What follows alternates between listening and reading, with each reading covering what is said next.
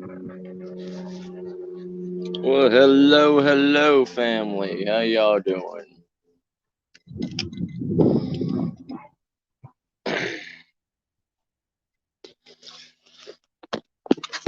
Oh, I am in the woods.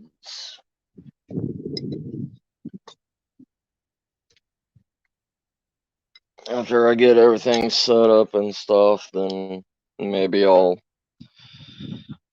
turn on the camera if my internet holds out.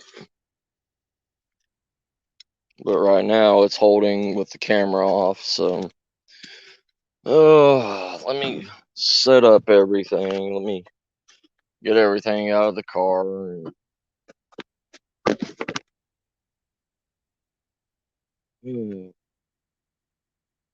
So,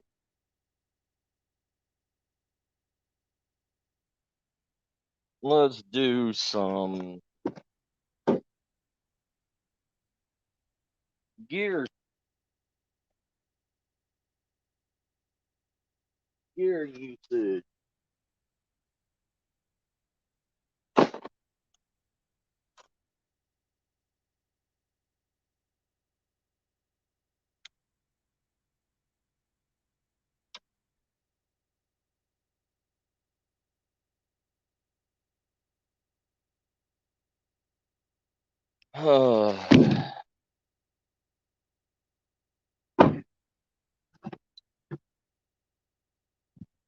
Just hold on for a little bit.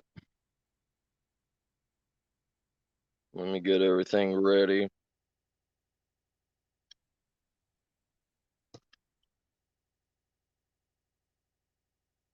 anybody pops in, I'm sorry I can't read the chat right now. I'm trying to get everything set up.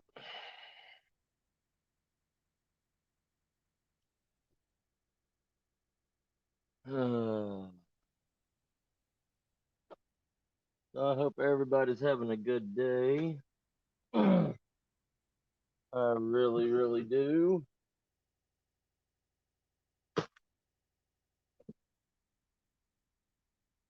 And I hope everybody is relaxing.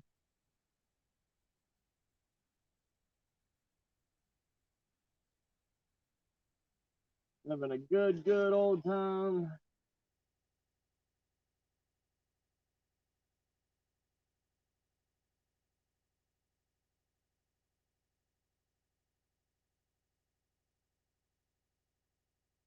Yeah, I'll wear my straw hat today.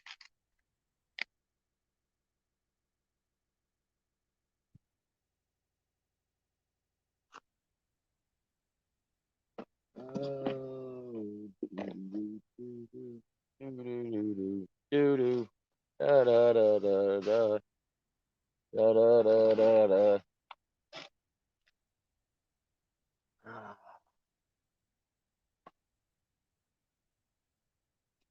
Yeah, I hope everybody's having a good day today. If you're not, you should be.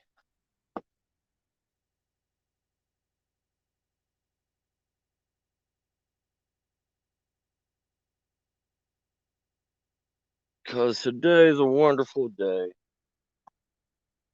If you're alive, it's a wonderful day.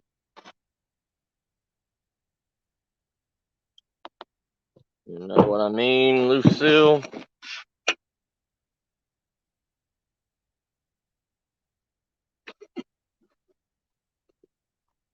Hey, how you doing, Uncle Paul? How you doing, Tammy? Hey, Shadow. Sorry, I'm getting all my gear ready and everything and heading out into the woods.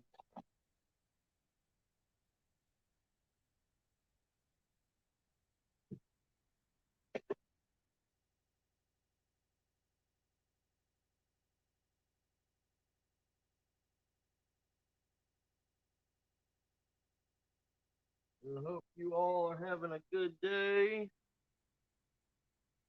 I really, really do.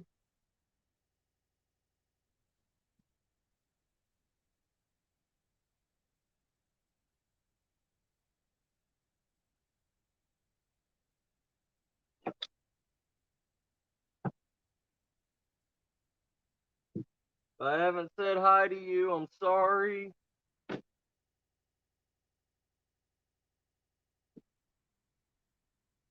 But I will say hi to everybody once I get everything done.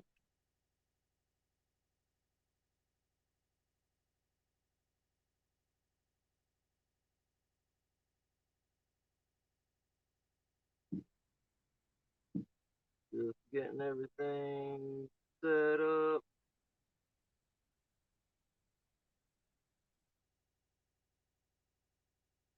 Making sure I have everything.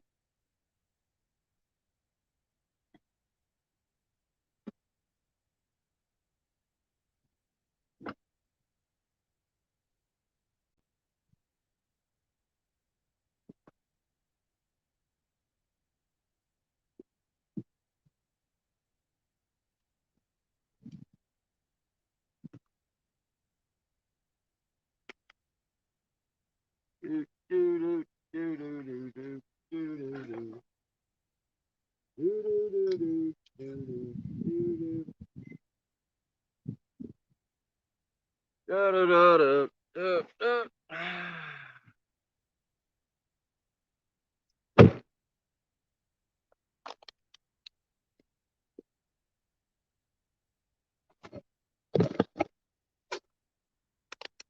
Hey, Razor, how you doing? Hey, Maria, sis.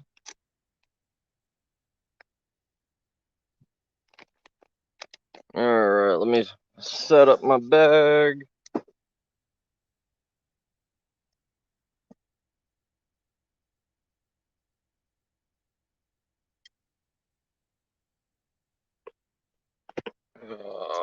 Put my haversack in my backpack.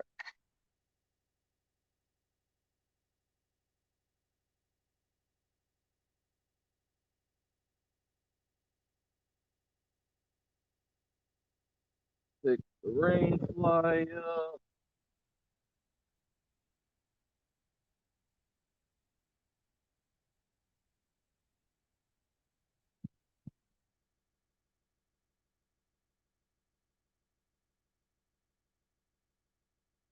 I hope everybody's having a great day.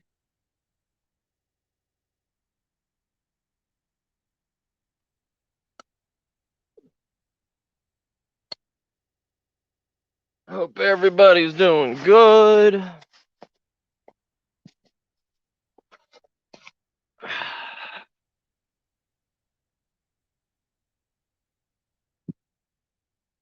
Got my wool blanket set.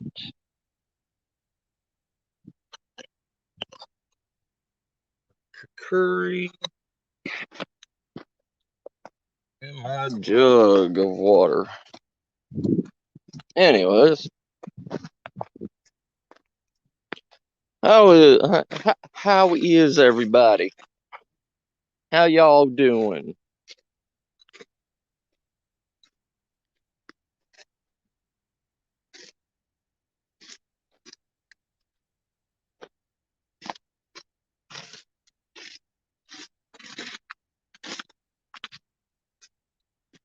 Yeah.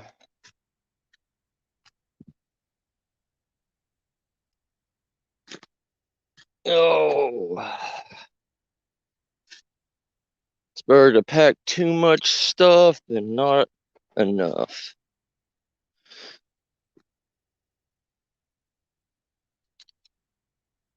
All right. Give me a second. Let me get through these trees.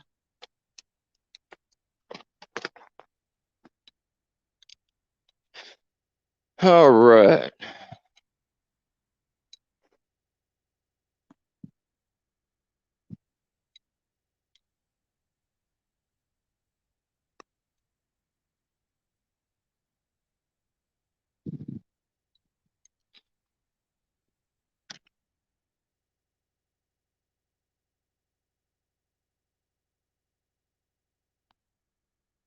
All right, let me.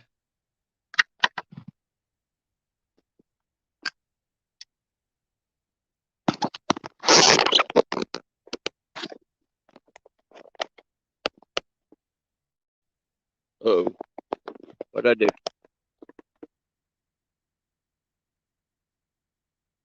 Can y'all hear me?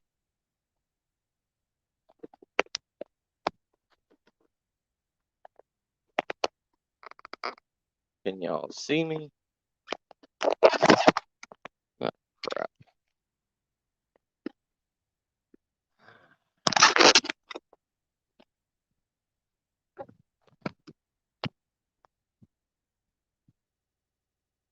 Hi.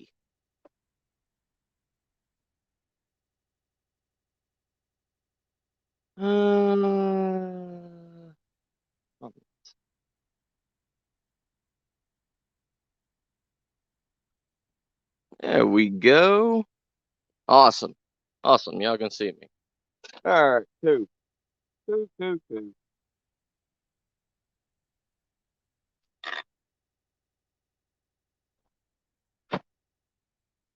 Oh.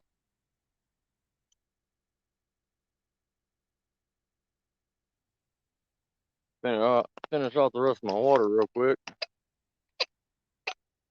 Nice. I'm glad y'all can see and hear me.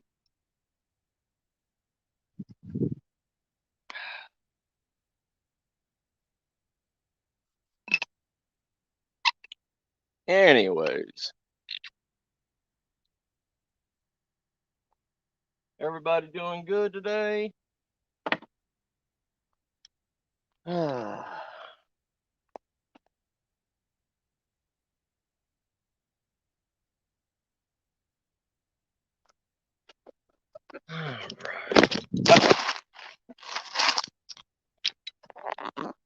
Sorry, I'm trying out a tripod for once. It doesn't seem like the tripod likes me. Okay. So.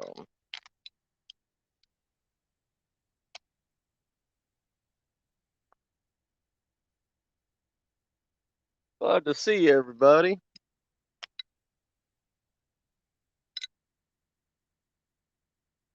Thank you all for showing up. Anyways.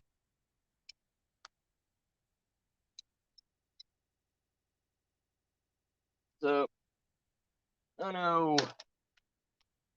this was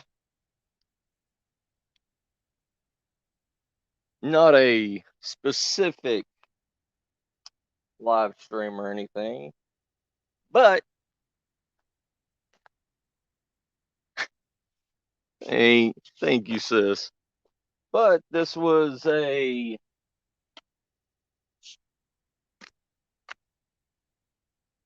just a roundabout gear use.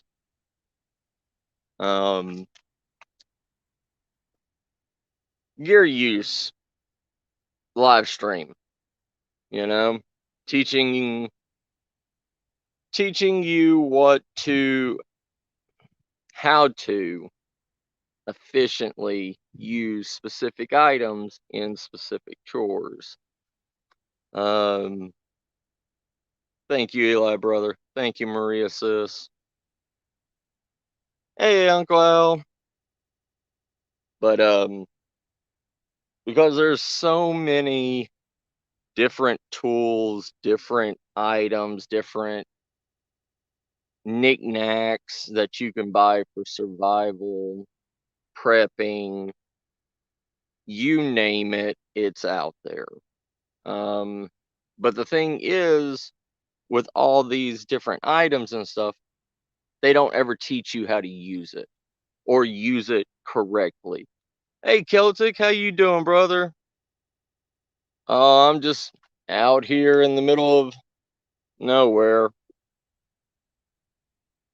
Just this is one of the best places I could have found. I've been out here multiple times before. This is a place called Skull Creek. that I like to come to a lot. Not only do I come out here for like survival training and bushcrafting, but I'm also a cryptid hunter. So I come out here and look for Sasquatch, Dogman, other cryptids out here. Thank you, Shadow Brother. But this is pretty much a stream on basic everyday items that you can get in any kind of survival pack. All right. Most importantly, this is my necklace that I carry with me. Most importantly, this. Everybody should know what this is. It's a all-in-one ferro rod or a ferrocerium rod. It's got a survival whistle on it. It's not really that good, but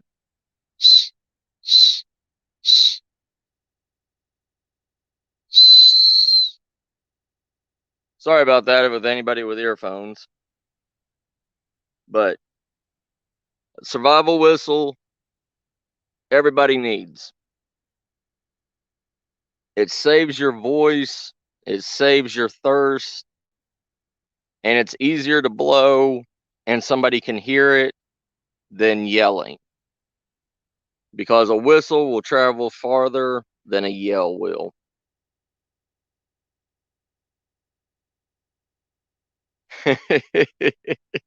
Whatever you want to learn, Uncle. Whatever you want to learn. But pretty much, ferrocerium rod is your basic fire starter. It's a spark thrower. The thing with it, though, is the technique on using it. All right. And not all ferrocerium rods are made the same. The very, very cheap ones like this, it's made out of 20% magnesium, 40% carbon steel, 30% iridium, something like that.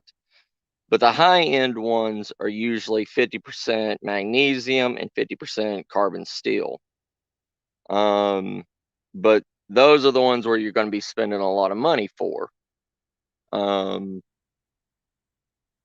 it's also the quality of the sparks that's thrown with it. Because the magnesium is used with the carbon steel to create an instant spark, an instant heat source. Anything with a 90-degree spine, like so, can scrape it off.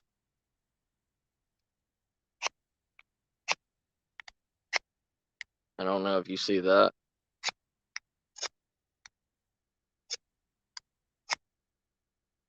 Don't know if y'all see that on camera, but it's just basic small sparks coming off of this. Because I'm in Texas and we have constant sunlight, it's hard to see sparks on these things. I do too, Uncle Al, especially somewhere in Texas.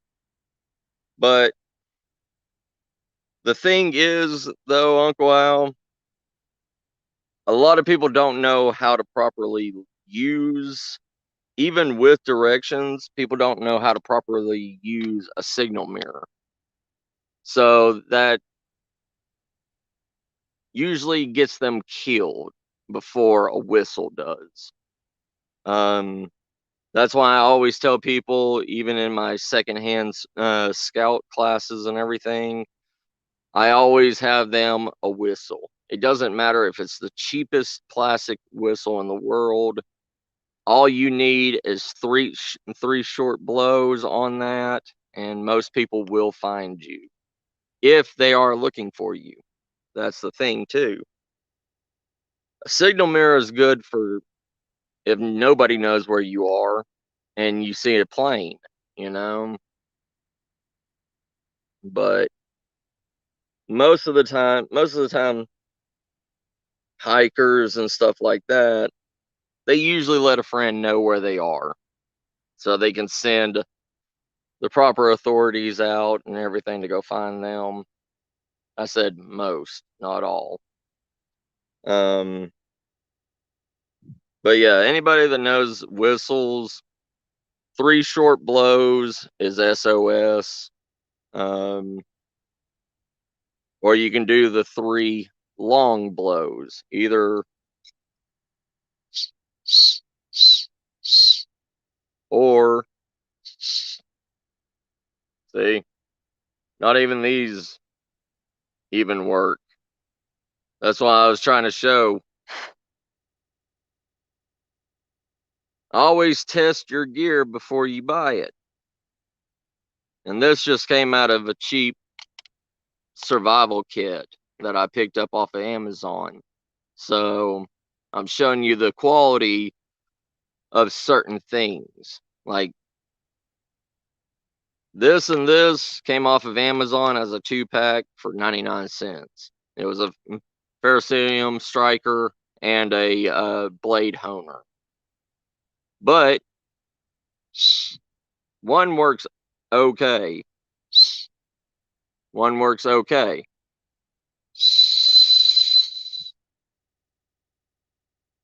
They're not that good, but it's still better than nothing. But three short repetitive blows or three long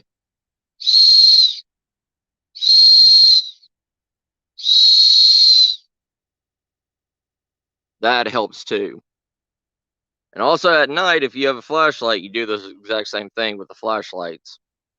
You know, three repetitive flashes, or if you have a strobe, hit the strobe on it. Yeah, you can make them too.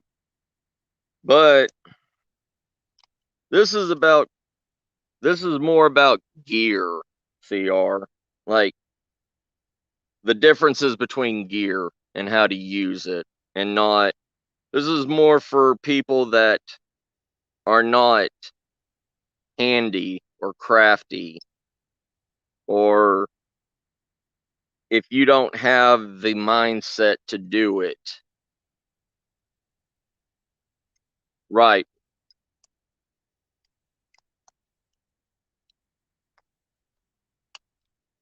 Yes, sir, Uncle Paul. That's if you have a gun, though. You know what I mean? You got to remember there's a lot of snowflakes out there that do not like guns. Or somebody like me that I only bring one gun for self-defense, and the only thing I'm going to use that for is to bring down me some meat if I need to. You know, it's this is really.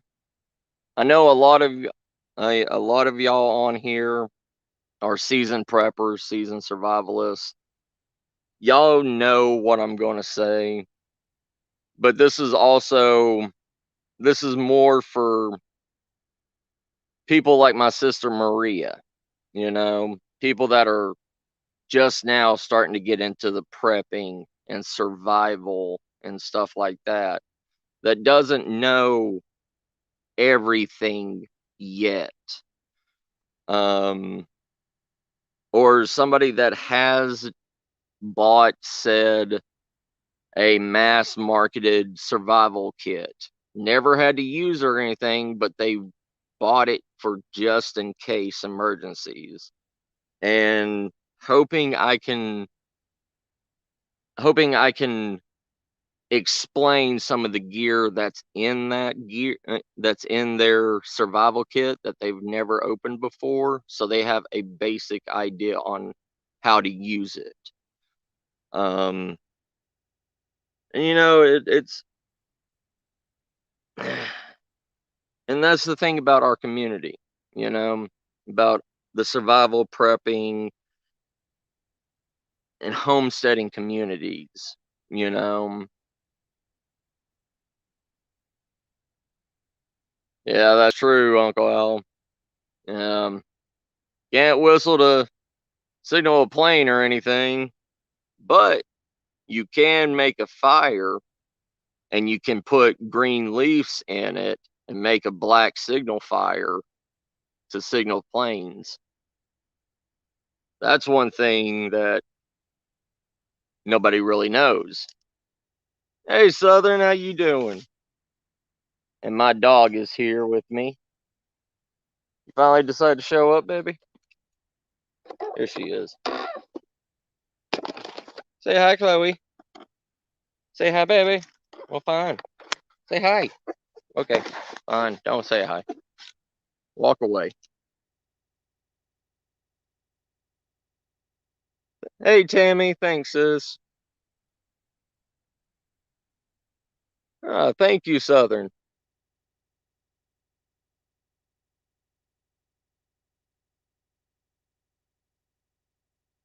Well,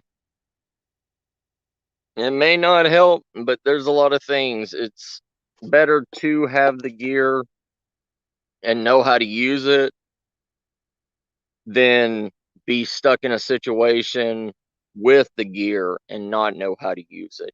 You know what I mean, CR? But, anyways, let's continue on.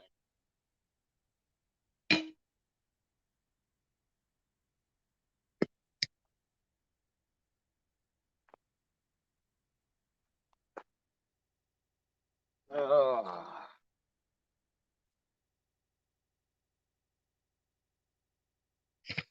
Don't know what that is. Don't know why it's here. Anyways, a good fixed blade knife. There's hundreds to choose from. Quality, you could get the cheapest knife in the world. As long as it's a full piece of metal, it still works. You're not going to go and tie it onto the end of a stick, use it as a spear. You're not going to do any of that stuff. A knife is a tool. It's not a Rambo action film item.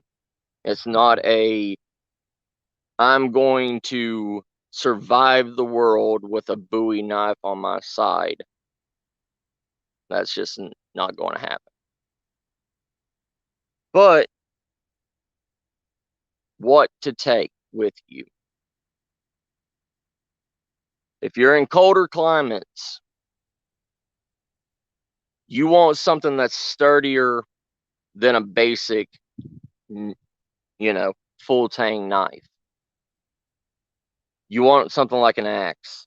You want something, you know, a good cheap fiberglass axe. All right. It's got a 2-pound head on it. Yeah, you're going to say, oh, that's too heavy to be taken with me anywhere where I want to.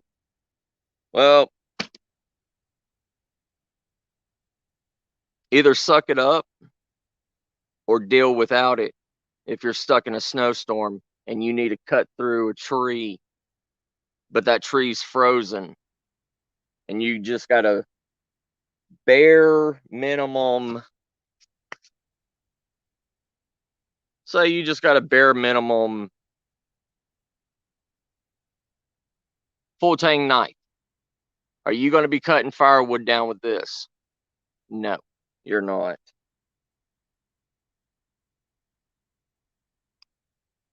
Or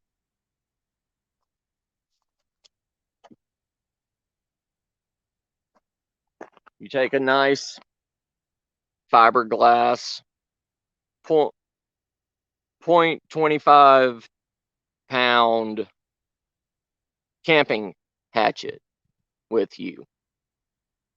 And I love my axes. As you can see, it's rusted, it's used. This thing has served me well because it's fiberglass plastic.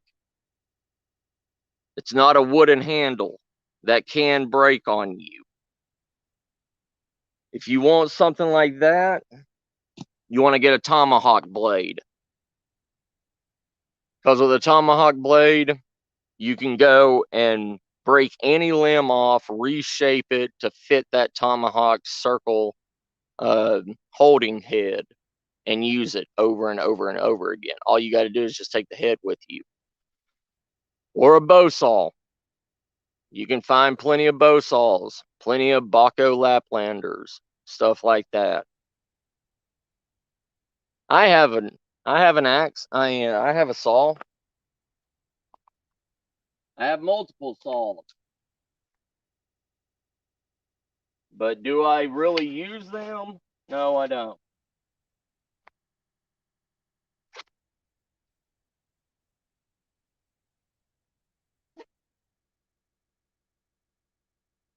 Here's my saw. A cheap Camillus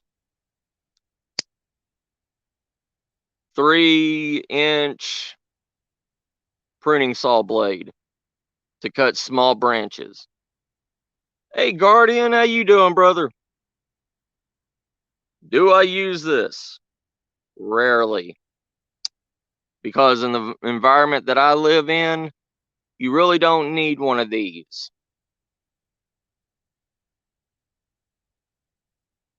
Right, Guardian. It's one of those things. If you're a bushcrafter, the saw is not a go-to item for bushcrafters. It's we're more accustomed to using our knife than we are a saw. And also, the axe, you can hang it off your side also. You have to make a specific holder for those saws. So,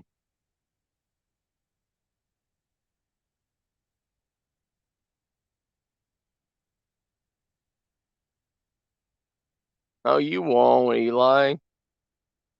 Don't even worry about it, brother. But, and I don't like the time it takes with a saw. I really don't. It doesn't seem like you're expending more energy with a saw, but you are. With an axe, you use half the energy with it and you get more of the job done with it. Unless it's in specific conditions, like extreme cold, where the wood is frozen. That's where you expend the most energy using an axe. But if you have it sharp enough and you know how to sharpen your axe blade, you don't have to worry about it. I I probably did, Tammy. Tell me again, sis. But another thing is that people always talk about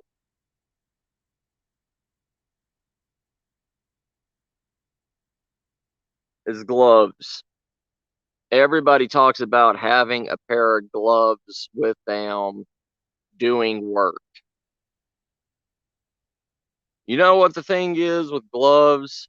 It's because the people on the survival channels and stuff like that have never manually did this work every day of their life. They haven't toughened up their hands. They haven't grown calluses. They haven't grown that extra protective layer of skin on their hand to protect them. Because I'll tell you one thing, whether you have gloves or not, and you're cutting a branch off a tree, if you're holding it wrong, or if you miss, doesn't matter if you're wearing gloves or not. If that axe blade comes down on your finger, it's gone. Whether you're wearing gloves, whether you're not wearing gloves, whatever. Same thing with a knife blade. It may protect you against deep gashes and cuts because it'll have to go through the thickness of the gloves first, but it's still going to cause an injury in the wild that you can't take care of.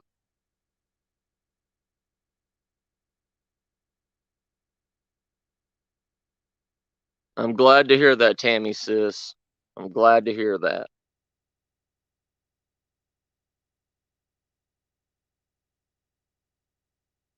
But yeah, use gloves if you think it's going to be safer for you. But you also got to think, get a pair of gloves that's going to fit you perfectly, like a second skin. Don't get a pair of gloves that is bigger than your hand and floppy and will catch on things. Because that's trying to make kindling or trying to cut a figure four trap with a dull knife. It's dangerous.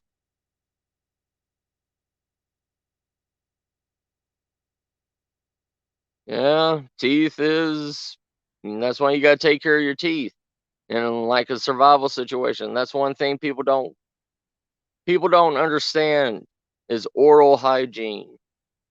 That's a good thing what Tammy said. Oral hygiene is a major thing, especially in like a survival situation, SHTF situation, something like that. If you do not take care of your teeth, it will kill you because your teeth has nerves that go straight to your brain. And if any of those get infected or anything, it can kill you. Yes. Yeah, in prepping, Guardian, look how many people in survival channels that make survival bags and stuff, and they worry about physical med kits, like cuts and breaks and sprains, but they don't worry about putting in toothbrush, toothpaste, mouthwash. They don't think about putting that stuff into their med kits. They're just like, oh, I'll live out in the woods and everything for 3 months and come back, then worry about my teeth. No. Yeah, Tammy. Yeah. And see, yeah. See, that's things to worry about, you know? It's not just the basic John Rambo, I'm a lone wolf, I'm going to survive out in the wilderness for decades.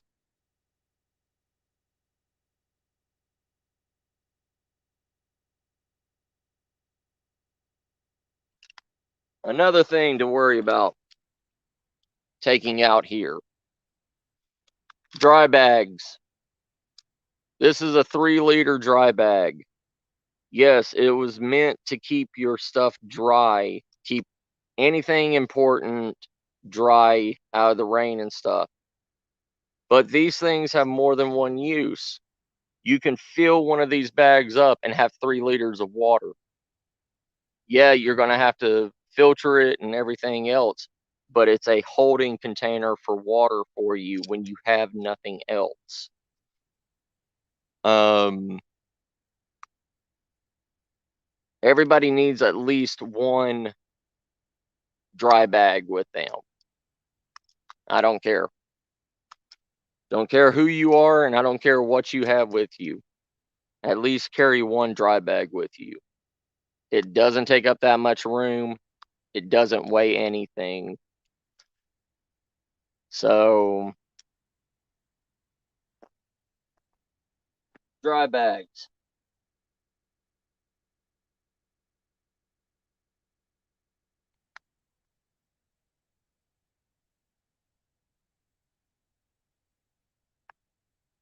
And I know everybody talks about buying bellows and all that stuff to keep your, fire going. If your fire runs out at night and you're only down to embers, pull out a bellows, blow on it, get it going. Well, have you seen the prices of bellows? Just an extendable piece of metal, right? I've seen them go from $4 all the way up to 20 something dollars. But this, I get this from a dollar store or a Poundland over across the water. It's just a metal drinking straw. It's at an angle too. This is just as good as any of those bellows. Yes, Guardian. Yeah, I used to have some, but the ones that I used to get were the Coleman collapsible showers with the self-heating bag in it. And the thing I found out is the constant rolling up on that black heated bag would bust the seams on it. So there's not really a safe way to hold those bags. You know what I mean?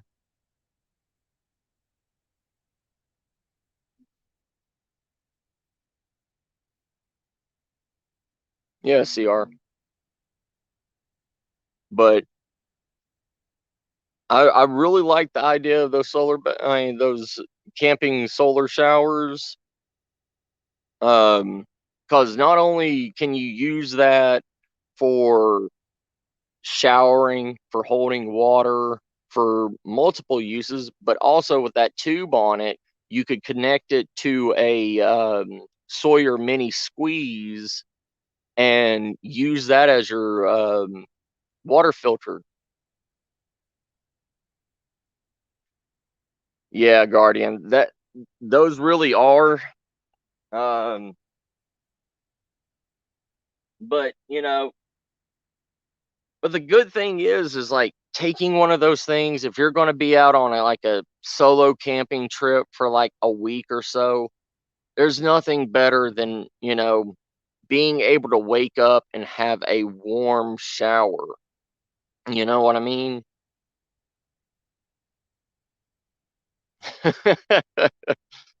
Oh, there. Trust me, I will make find a way to shower or take a bath in the outdoors, Arobin.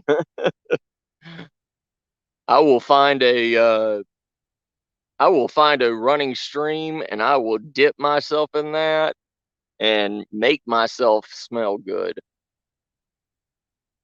I don't care if I don't have any shampoo or soap or anything, just the feeling of the water and washing that yesterday's nasty off of me is perfect.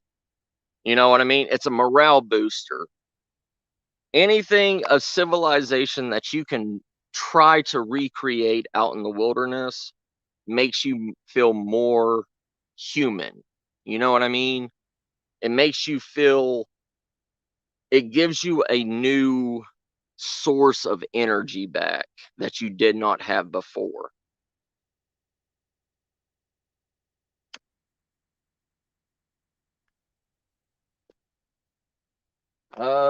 Let's see here.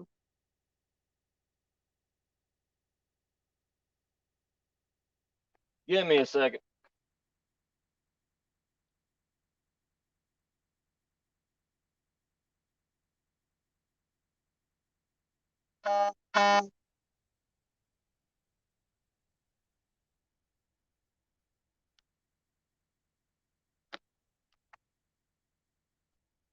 See, Guardian, bro, I carry a a gallon jug with me everywhere. I ain't afraid of drinking on drinking on camera. But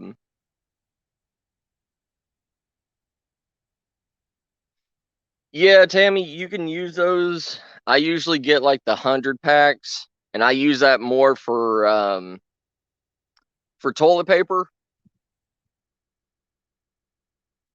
You know, I use that for toilet paper and what they call over here a horse bath.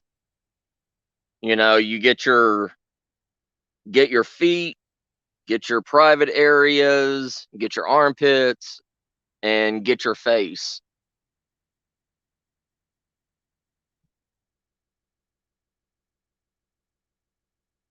Yeah, this one this one's BPA free.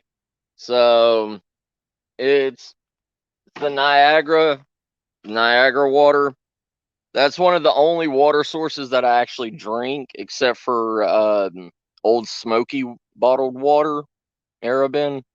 Um, because Old Smoky water is actually bottled from the Smoky Mountains, the actual tap of the Smoky Mountain, mountain water.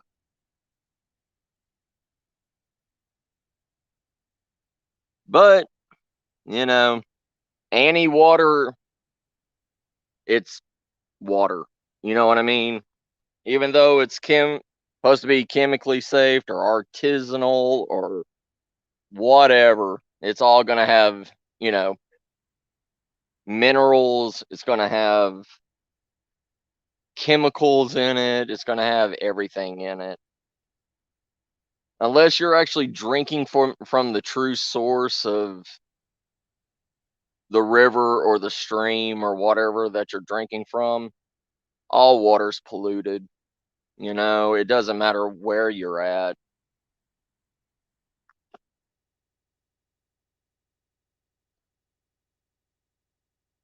Good, Guardian.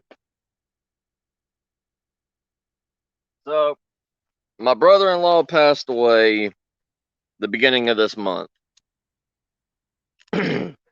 And he was a big Kakuri fan.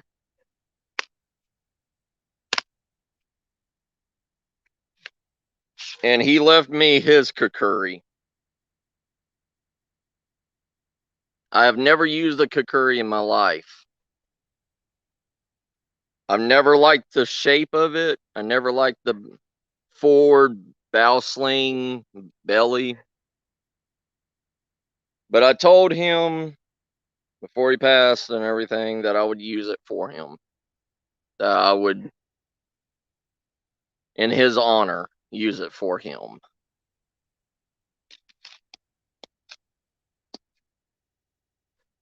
Thank you, Arabin. Yeah, he died from cirrhosis of the liver and kidney failure.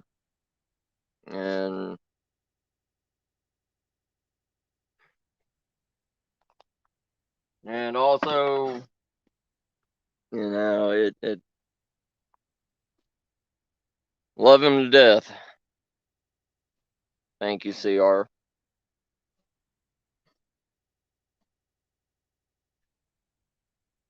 What did you eat? What are you choking on, Chloe? Uh, Sorry, that threw me off for a second. Anyways, tarts. Well, let me show y'all something. All right. How many of y'all have wide mouth water bottles? Single wall, like clean canteen.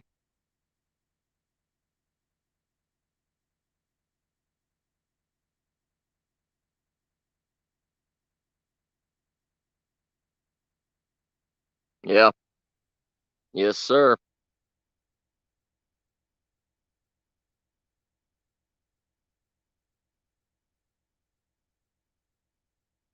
Yeah, Yeah,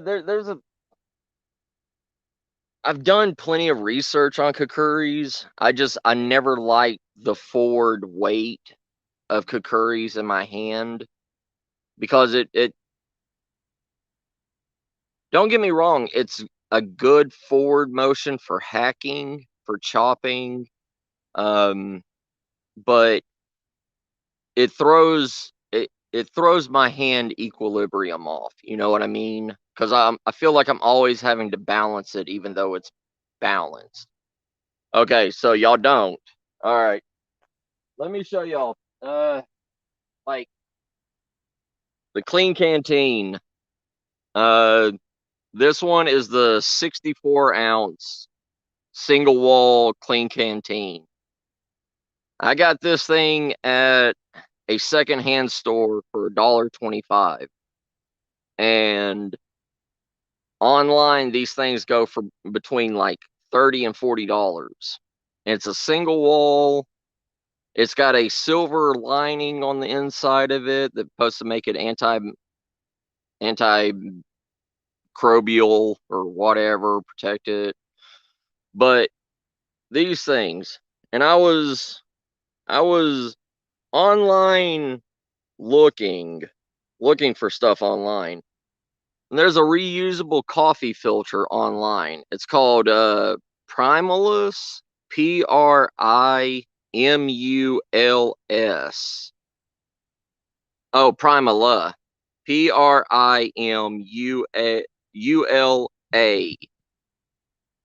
It's called Coffee Brew Buddy, and what it is, this will also fit on the small single wall camping cups also. Ah, okay, Arabin. Ah, okay, CR.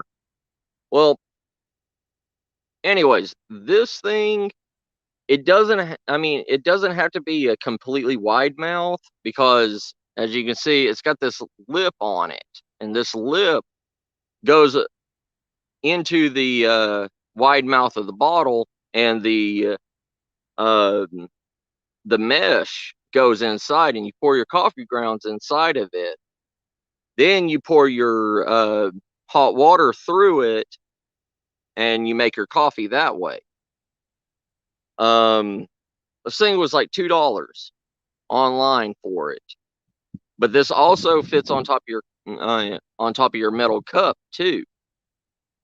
And you do the exact same thing with it. You just pour, 1 cup of coffee grounds in it, and you make it.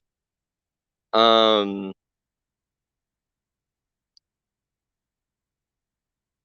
this is a good thing to have if you like spending, yeah, if you like spending a lot of time outdoors, bushcrafting, whatever, and you like your coffee, and it's reusable. So you just dump out the coffee grounds, wash out the filter, and it's good to go again. And the nylon mesh in it, plus it has a lifetime warranty with it. Um, if the mesh net or anything like rips, or like rips or gets a hole or whatever in it, you send it back and they'll send you two instead of one back. Yeah, I mean, you know, and if you don't have the room to carry it, you just put it on top of your bottle, just carry it like that. So it was invented for through trail hikers. Yeah, I thought I would just share that with y'all. Um,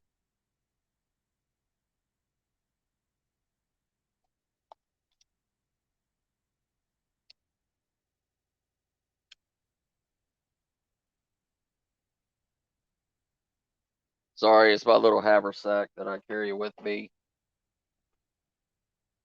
But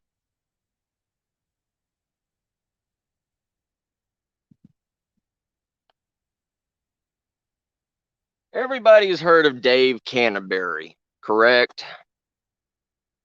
And and his little logo thing, right? Yeah, you can use it for loose tea too, Celtic. You can lose it. They actually tell you to that it's preferred to be used with natural herbs and remedies because it's made for through trail hikers. Yeah, Dave, the 5 C's, the 10 C's.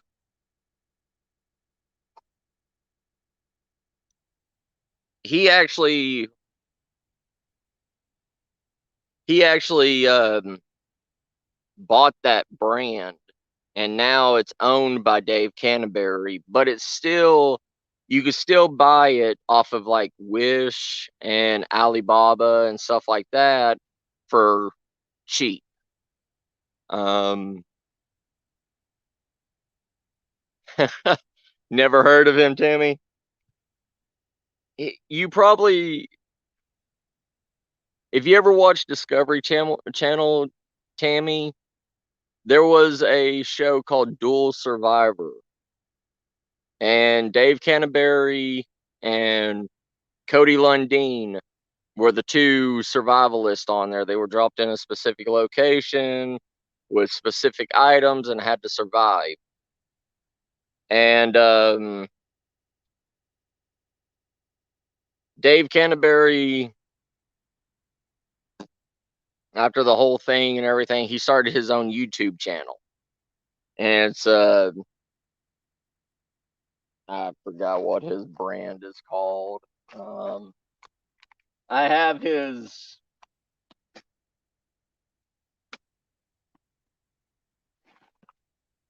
little cook set right here.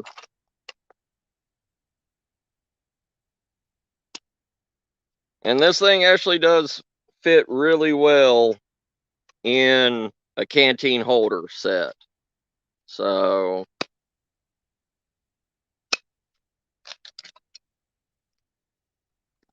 it's Pathfinder. Yeah, Pathfinder. Yeah, that oop, Pathfinder set. And the reason why I was doing it is because he makes the wide mouth canteen, which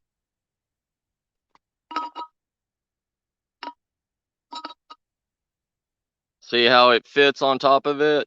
And you pour your coffee grounds or your tea in it, then you pour your hot water over it, fill it up. But I know people are saying, well, why are you doing that? Well, if you have the cup that goes with it, it fits right on top of the cup, and you pour your tea or your coffee or whatever in there, boil your water in here, pour it in. So you probably were, Tammy. It's okay. Oh,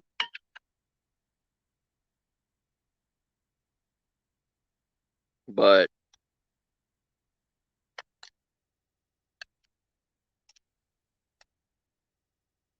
that is,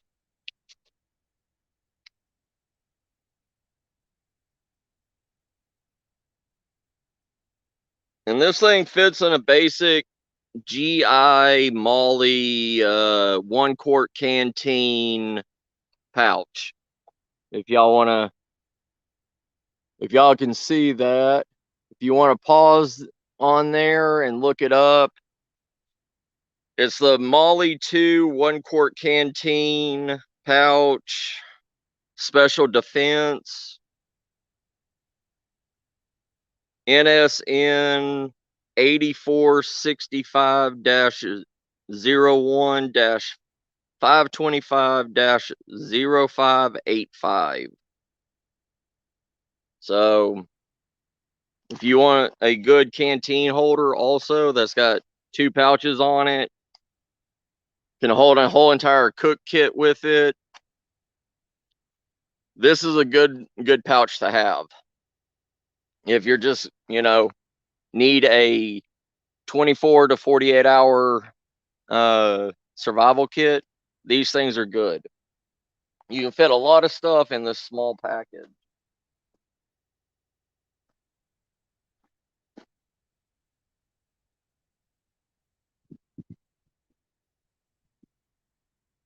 And nowadays, everybody's on a big kick about fat wood. If you're in an area that does not have fat wood, does not have pine trees, does not have cedar trees, you can go online and order fat wood sticks, individual sticks like these.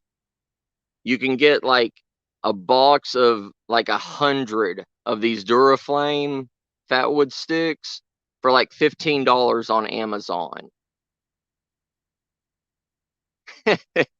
Good one, CR. Hey, Oslander, how you doing, brother? Um, but these Duraflame fat wood sticks, $15 for like 100 of these sticks. And one of these sticks, I've used this multiple times and I've only used this much out of it. I mean, all you need is just a few strands of it and you're ready to go. Most of the time, I put these things in a pencil sharpener and sharpen them and create fat wood dust out of it. Then I just sprinkle the fat wood dust and I use that with a mag bar. And I use this with, where is my mag?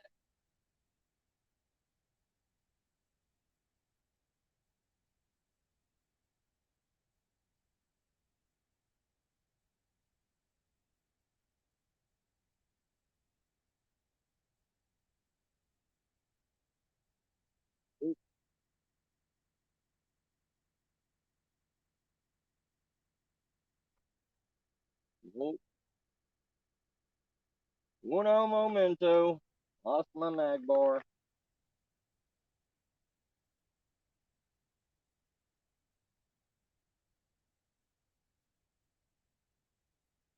There it is. Anyways, this and this together. Shave this into fat wood shavings, into fat wood dust. Use this. As you can see, I've been scraping on it. Just a small dime-sized pile of this magnesium. Use the striker on top of it or the other striker.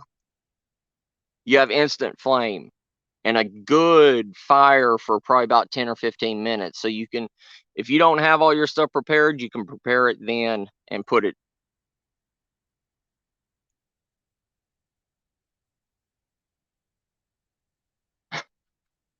Oh, Oz, I'm sorry, brother. I'm sorry you're having to deal with that.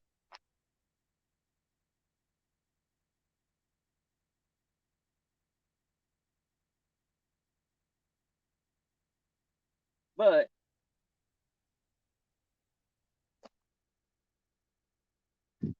this is my favorite thing.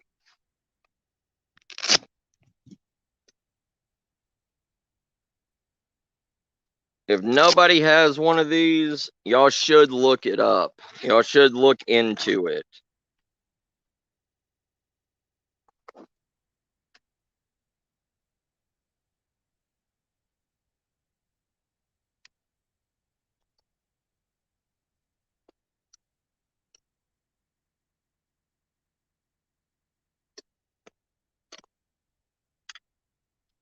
So this is my billy can that I use, my camp billy can. But inside is my Inferno stove.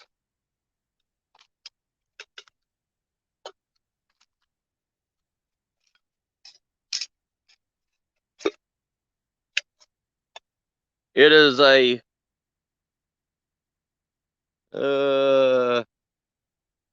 Hoo-Hoo. H-U-H-U.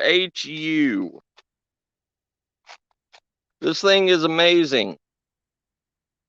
This is my new one that I just bought because I gave my I gave my wife my other one because she wanted it, so I gave it to her because I love her.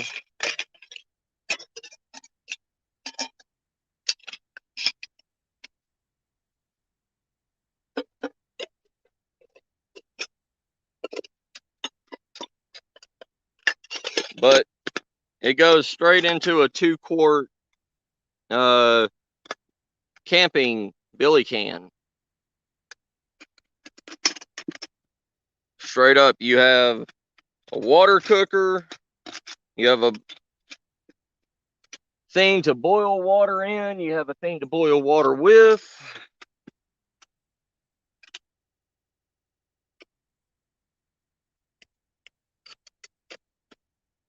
And you have a nice padded mesh bag to go with it. And it will fit both of it inside. This thing can burn anything. And it will stay hot all night long with bare minimum fuel in it. It's supposed to be a wood chip burner, but you know, you can make it a stick burner, you can make it, you know, a fat wood burner. You can use anything that you want in it. And this thing goes in just a I forgot what it's called. It's called a turtleback Molly, a Molly turtleback case. It's a Molly 2 turtleback.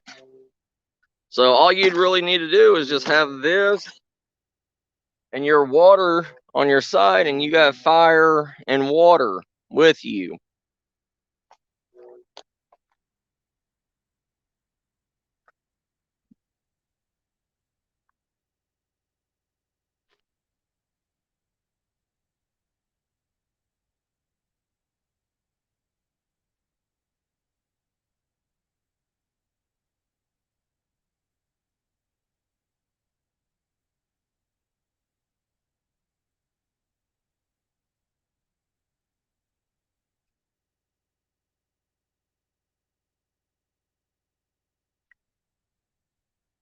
Sorry, I'm quiet. I'm just putting things back together because I don't like leaving my campsite a mess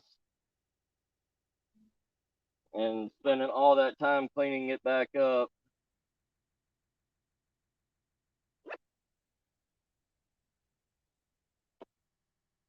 But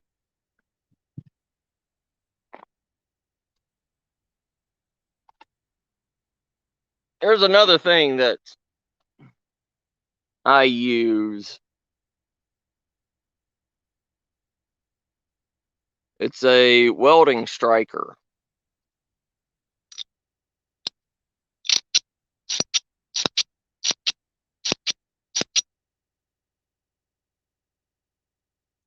These throw out a huge pile. And what I do is I put my fat wood dust in here, and I cup it, and I strike it. I strike it like that. Catch the fat wood dust on fire, then I dump it out into my my fire and get it going. That's only if wind is blowing really bad, because I have a dust collector on here also. So I use it dual purposes. So you may want to think about getting some of these.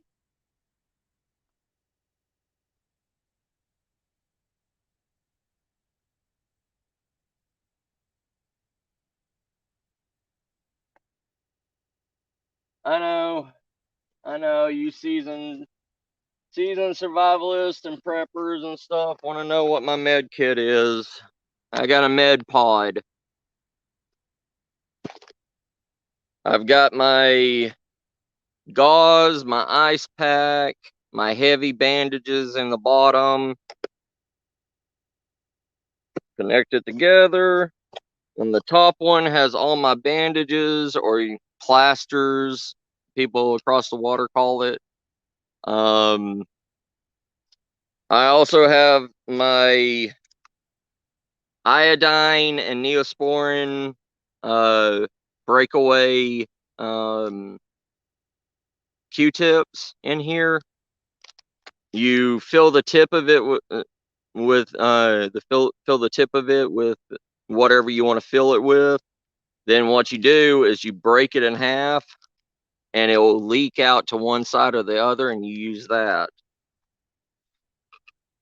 So, and it comes in this little waterproof container, and it's got a little holding handle.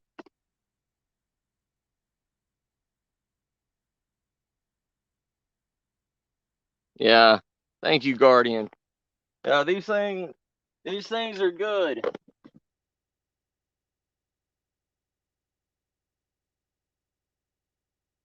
And here is, like I was talking about, my little small saw. Here's my monster Fiskars. It's a power tooth saw. It's two-handed. It's got this extended curved handle reach on it. It's got a 10-inch blade, and it's got a 5.5-inch handle, so you could use it two-handed, one-handed extended, or one-handed close up. It's like a silky boy, like a silky big boy. So I do have these, and yeah, I have used this one. I mean, it's seen its uses, just not that much. So I do have the smaller one for smaller stuff and the big one for the bigger.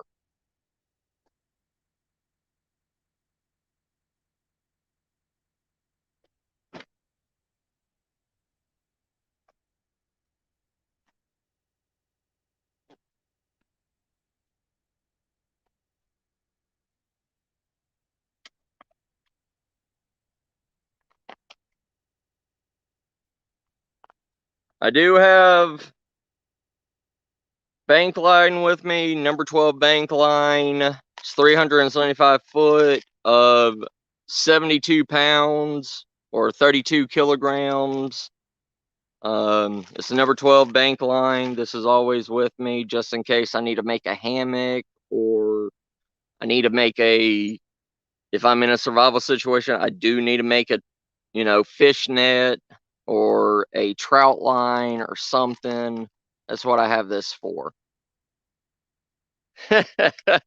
That's true, Tammy sis.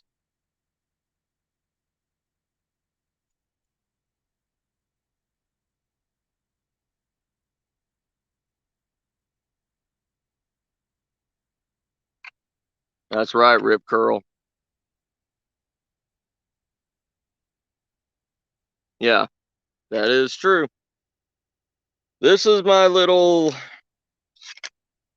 This is another one of those coffee brewers. But the good thing about this, it's my Vietnamese coffee maker. So it's like a French press, because I do love my coffee.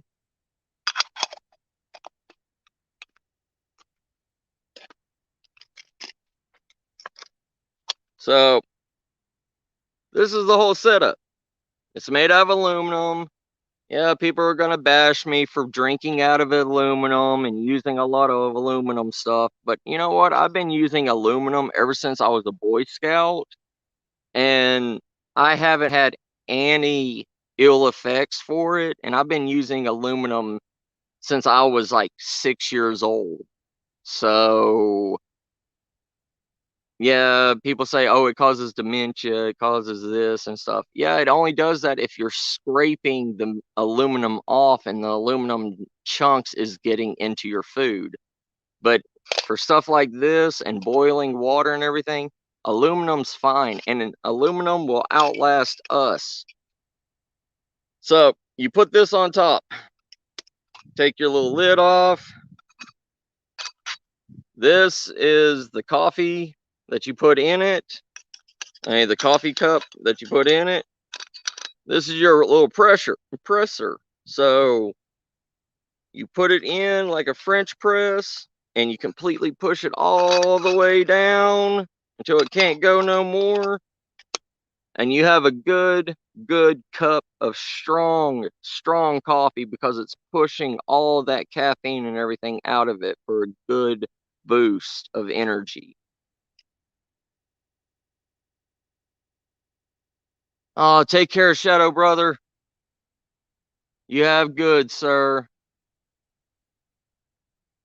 Yeah, Arabin. Yeah, people say that it causes dementia and it causes all these health problems, but I haven't seen any problems with it.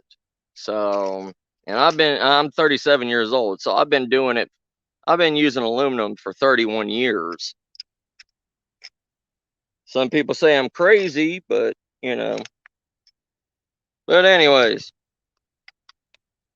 that's just my little coffee kit. Let me figure out how to put it back together.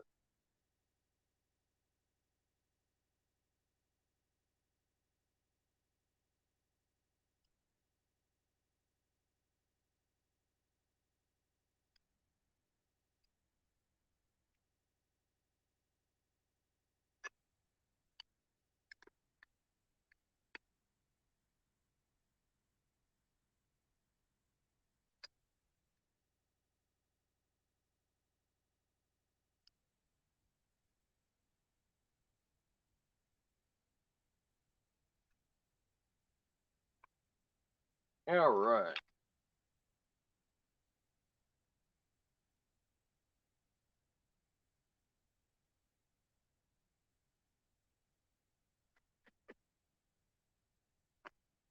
See, the thing with us, survivalists and preppers and all this stuff, I can say it because I'm one of y'all, is we overpack. We all do it. We all overpack one specific item. Take care, Shadow Brother. Thank you for coming. Thank you for supporting me, brother.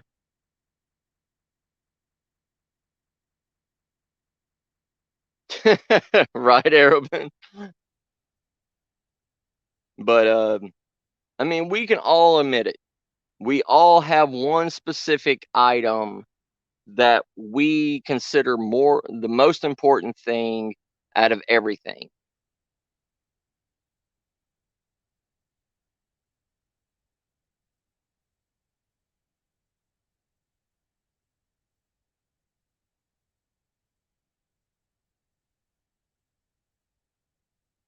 Oh yeah, Rip Curl.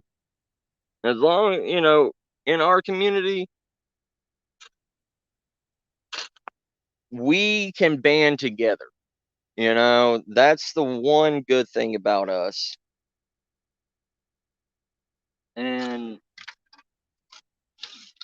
but the thing is, you know, if bad things do happen,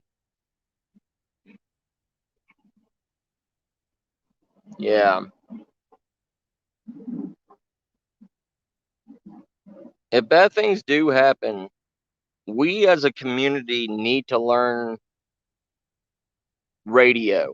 We need to learn how to communicate with each other. Because if, say, the internet goes down, say the way that we are communicating with each other now, do you, Arabin? See, yeah, there's always, all of us always overpack one item. There's some people that overpack fire. There's some people that overpack water. Some people overpack food. Some people overpack knives. It's always that one thing. And that's a bad thing. I mean, it's not bad, but we as a group, where we don't see eye to eye on a lot of things. Right, Guardian. Yeah, that's what we need to do. Everybody in prepping, survival, you know, homesteading, we all need to learn ham radio, a way of being able to communicate with people, like with each other, if anything does happen to be to go down. Yeah. You overpacking, CR.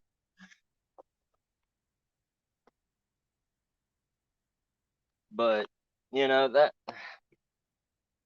that's the thing. A lot of people don't agree on a lot of stuff together.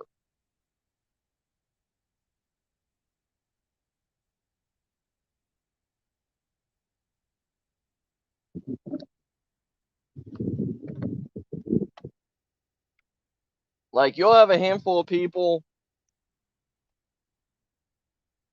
that will all agree on food, overpack food, because food's going to be the hardest thing to come across in a wilderness or survival situation, unless you dead set know what you're eating.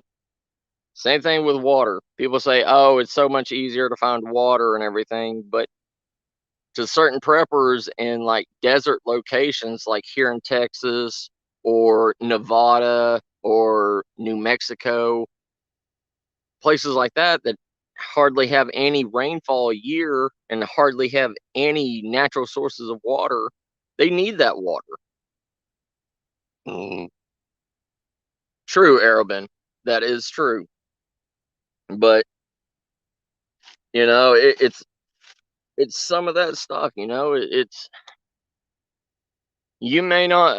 Me and you may not need five knives. But say a say a first time prepper or a first time outdoorsman that wants to get into the outdoor hobby, or think it's a hobby, and want to play, weekend, survivalist because they watch Bear Grylls and they think they can do it. They may need five knives because they're going out thinking they're going to, cut down every limb in the world with a knife and end up breaking three or four moras because they don't know it's a fixed blade knife. But they see people buying moras, so they say, "Hey, mora's a good knife, so I'm going to buy it." I mean, don't get me wrong, moras are great knives, but they're utility knives. They're not, you know.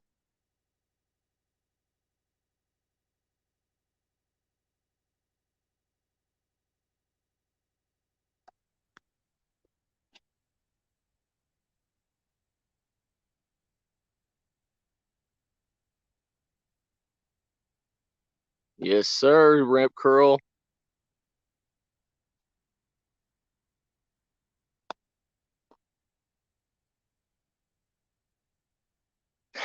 Guardian.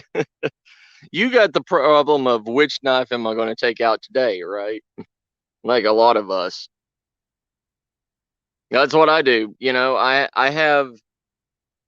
have a neck knife that is a disposable knife. I don't care if it gets lost or whatever. It's a chisel edge Chinese blade, Chinese full tang blade. You know, it's a neck knife. And the only reason why I got it is because the sheath has a whistle on it, so I could just pull it up and blow if anything happens to me. But it's the cheapest blade in the world. It's blue. It's got a chisel blade on it. It's only sharpened on one side, which is good for like cutting, for processing firewood and tinder and stuff like that, because you only have one slice. But I could care less if this thing falls off my neck and I lose it. It was a $3 knife, you know. But then I have my full tang preparing knife that I can use to prepare meat, cut wild edibles, stuff like that.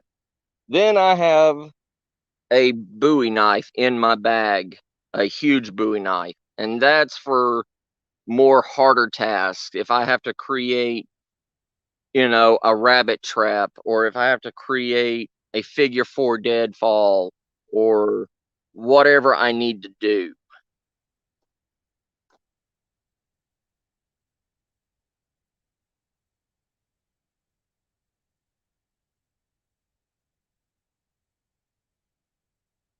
Right.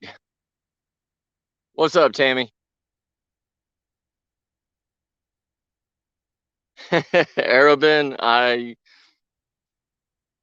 do blacksmithing. So my wife's like, "No, I'm not buying you a knife. Get your butt out there and create your own knife. That's why you have metal." And I was like, "But I don't want to do it. It's 100 degrees outside. I don't want to make a fire and be in that heat."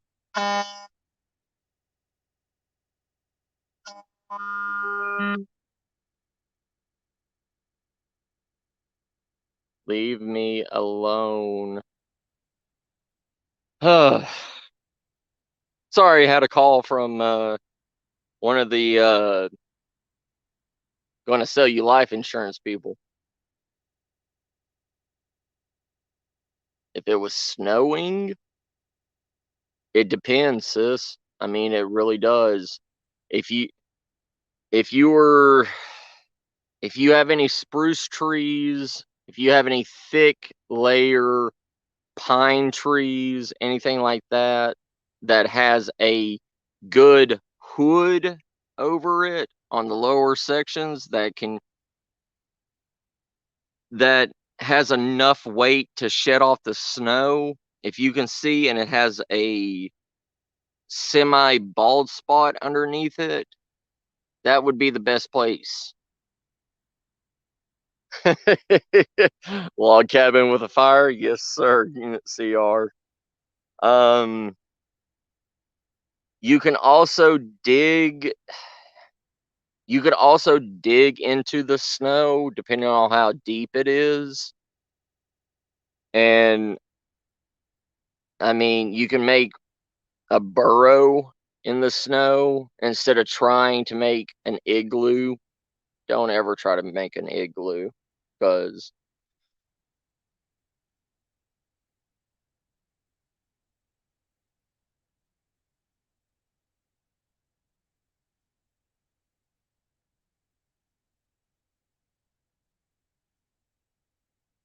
right, Rip Curl.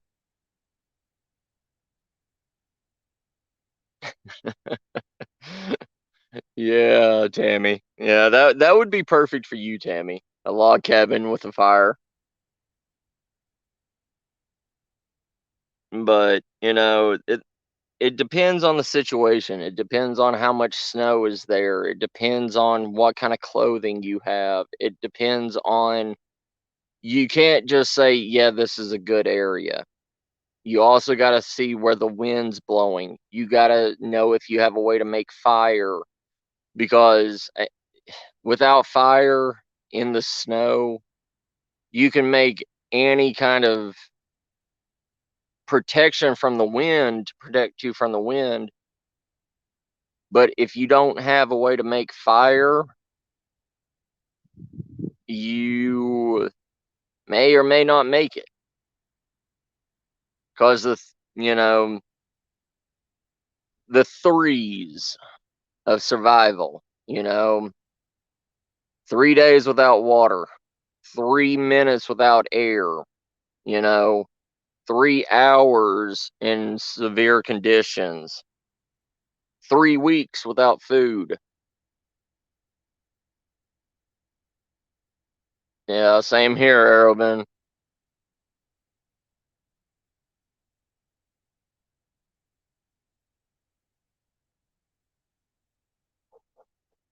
I will teach you, Tammy, and I will have an ambulance not far away.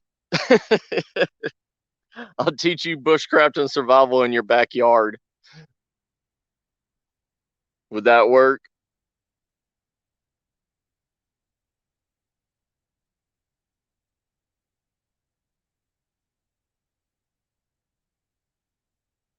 Oh, I know you're not, Tammy. That's why I like you, sis. I mean, I've even seen, you know, uh, I used to be near South Carolina, Arrowbend. I used to live in Tennessee, brother. I used to live in Chattanooga, Tennessee.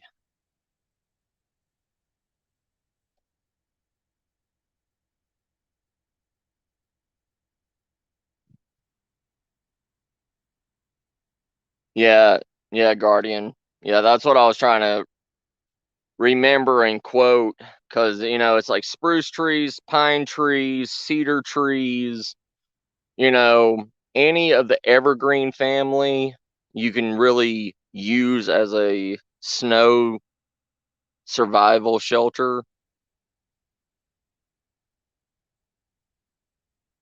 Yeah.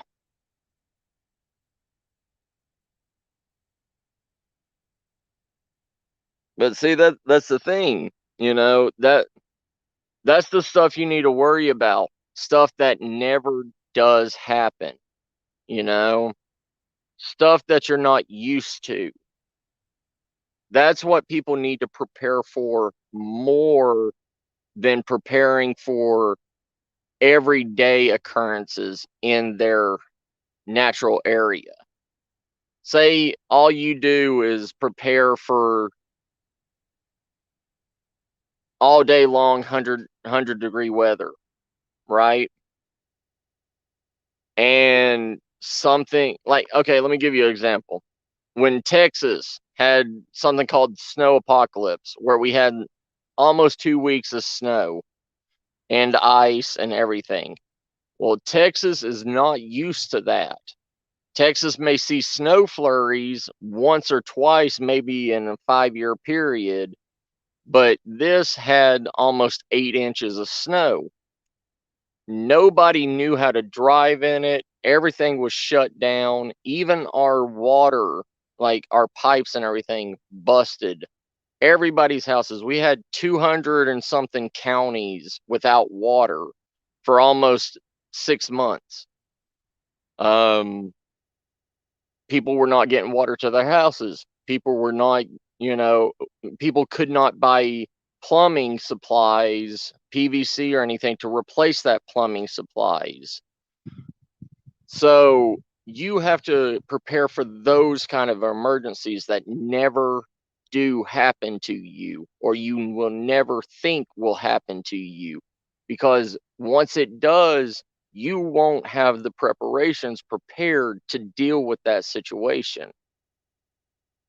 It was just like,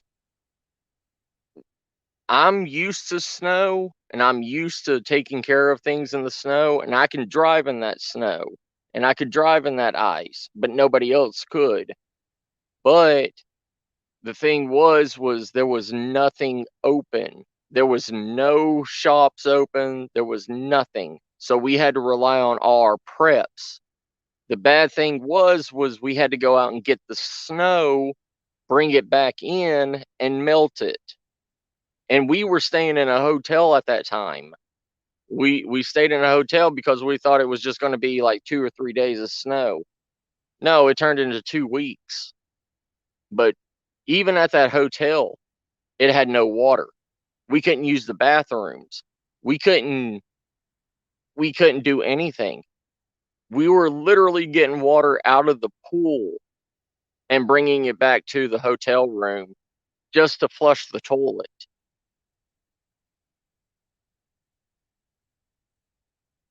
Right, CR.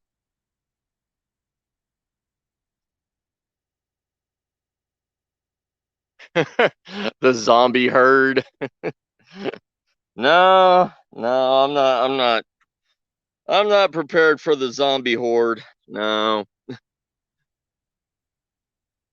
I mean, I do have guns and everything, and I do have plenty of bladed weapons, so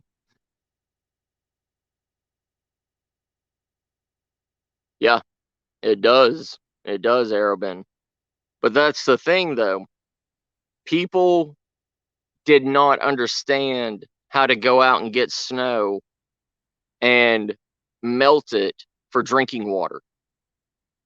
Everybody everybody was going to the Coke machines and buying Cokes. And I think after the first week, the Coke machine ran out of Cokes, and people were like, "What are we going to do? We're out of water. We're out of this." And I'm walking in with a huge styrofoam cooler with snow in it. And they're like, "What are you doing with the snow?" And I was like, "I'm melting it." And they're like, "What do you mean you're melting the snow?" "So we can drink some water." And they're like, "You can't do that. That's nasty. You can't drink snow water." Everybody thought that snow water was more dangerous to drink than actual water, than like dirty water. Yeah, CR, yeah.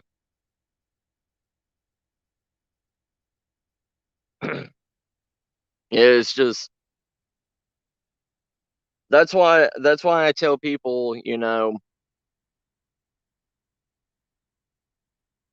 if prepare for the worst case scenario, and every other scenario will be nothing. Yes, sir. Well, that's the only bad thing, CR. We didn't have that much ice, It was, and the only ice that really formed was on the pool, and I wasn't taking that ice. So I used just the actual snow that I could collect.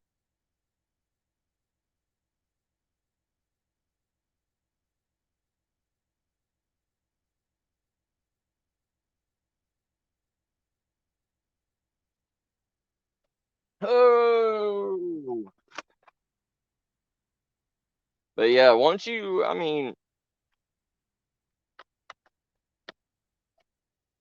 prepare for the worst situation that you never think would happen,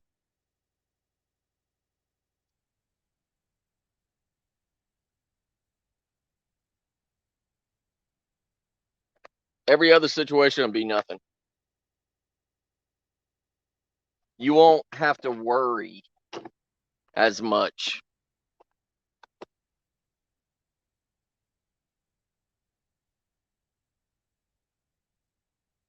Right, Guardian.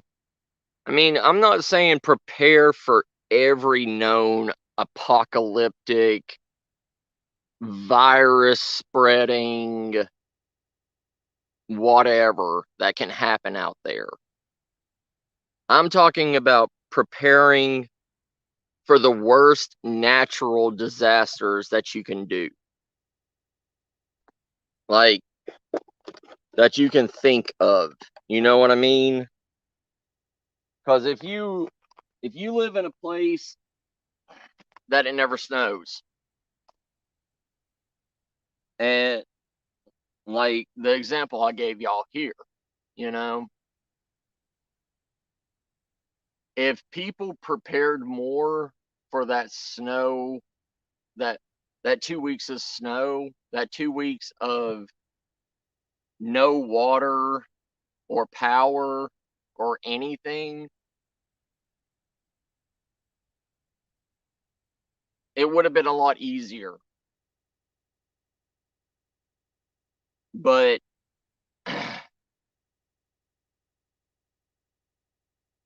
if if you spend all day preparing for something, I'm not saying that it can't happen, but I'm just saying that a nuclear war would be more feasible of happening instead of a zombie apocalypse.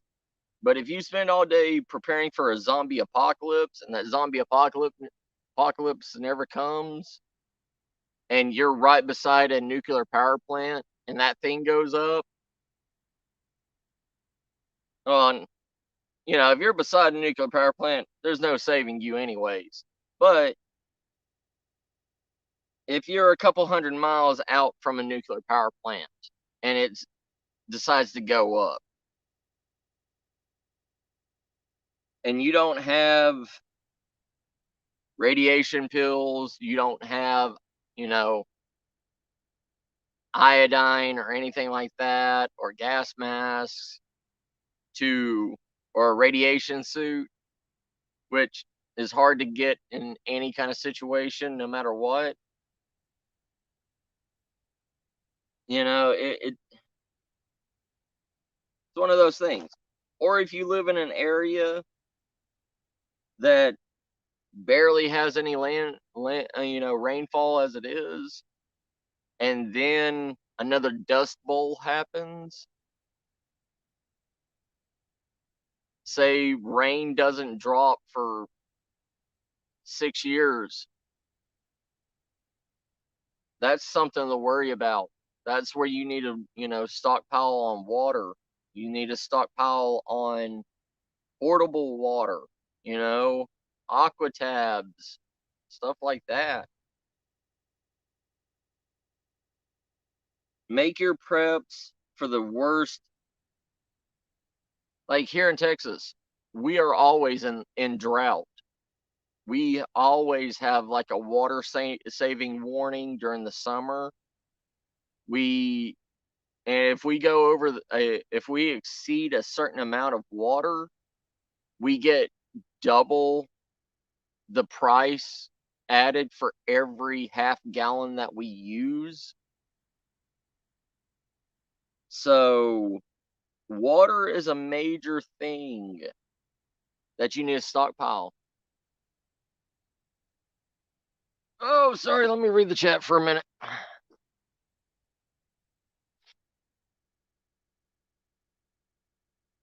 Oh yeah, Arabin, yeah.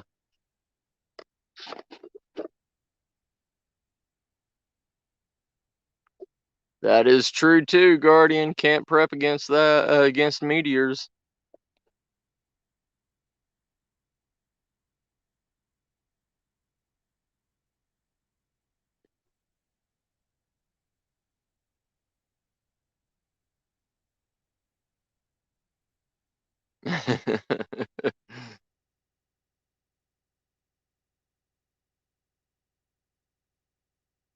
Yeah, Celtic. I mean, that's the thing. Like,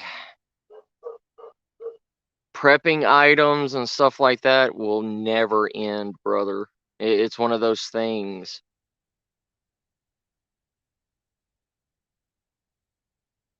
What kind of wild animal, Tammy? Oh, oh, whoopee.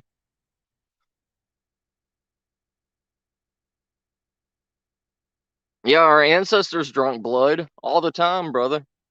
I mean, our native ancestors drank blood.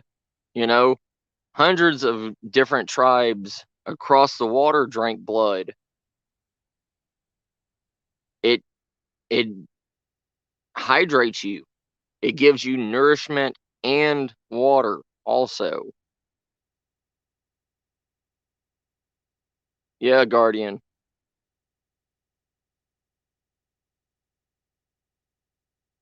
See, Tammy, that's the thing. Bobcats Bobcats would rather leave you alone. They'll only attack you if you get around their den and they have babies. That's the only time that they will even bother a human. Most of the time, they go the other way from you. 90% of wildlife does not want you unless they are truly, truly starving. Then they see you as a meal. um, I always carry a gun on me for survival. I mean, it's self defense and it's also a survival item in case I do need to kill something and eat something.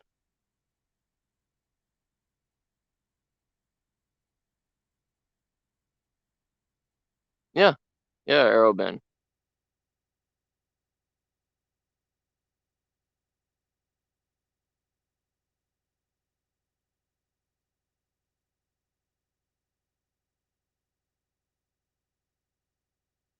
Yes, they are, Guardian.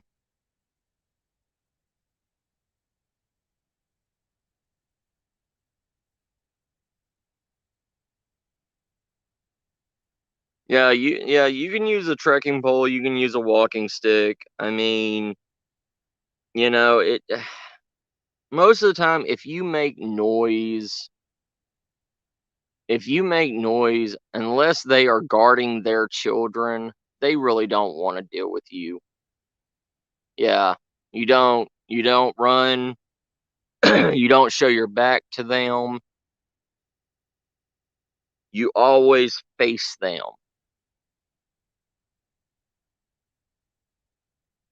But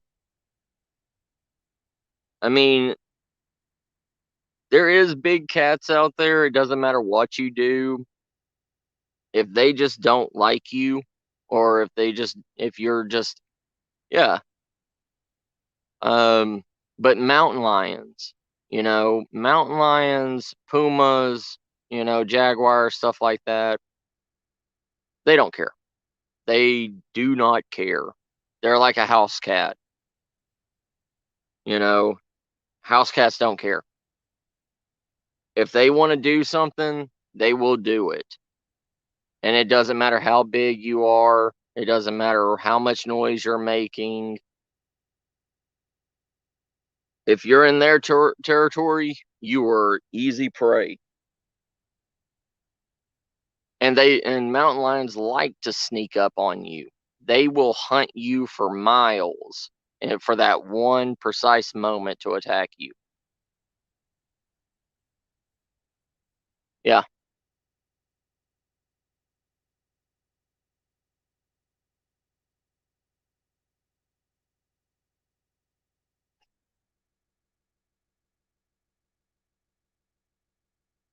Well, you got badgers over there, Tammy. Badgers are dicks. Sorry. I'm sorry to say that, but badgers are evil.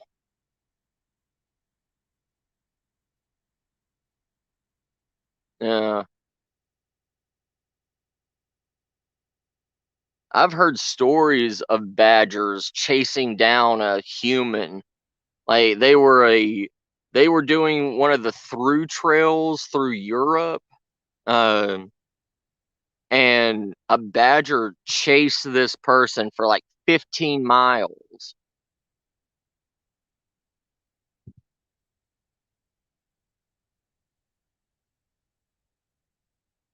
Nice.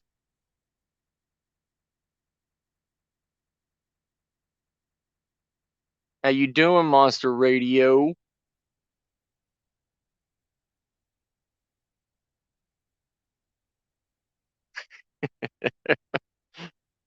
They are.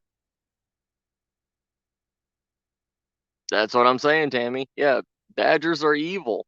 Yeah, wolverines are too.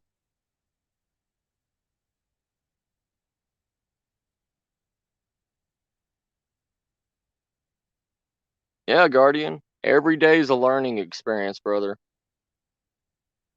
I know, Ryan.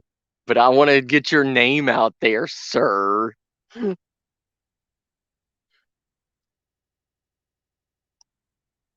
want to get your name out there. It did feel weird calling you Monster Radio, though. It felt weird.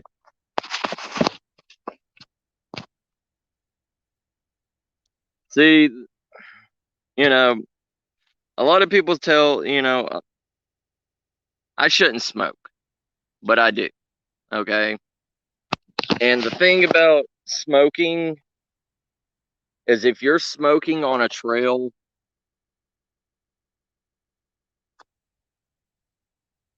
whatever creature's around you, whatever animal is around you, is going to smell that smoke before anything else. And they know that smoke belongs to a human. And they will clear the area quicker if they're smelling something that's not natural around them.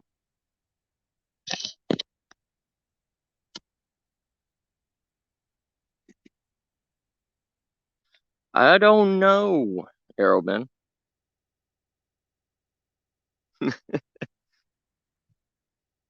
But everybody on here, Mr. Monster Radio, aka Ryan, um, he is a good man. He is my best friend and my brother.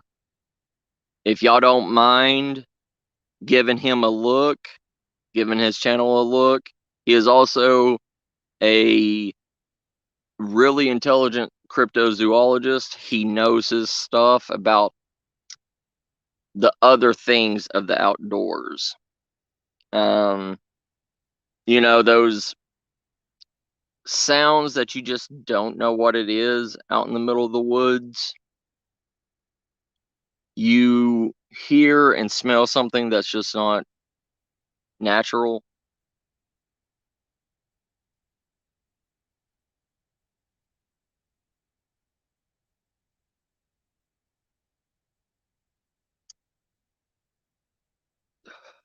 That's good, Guardian.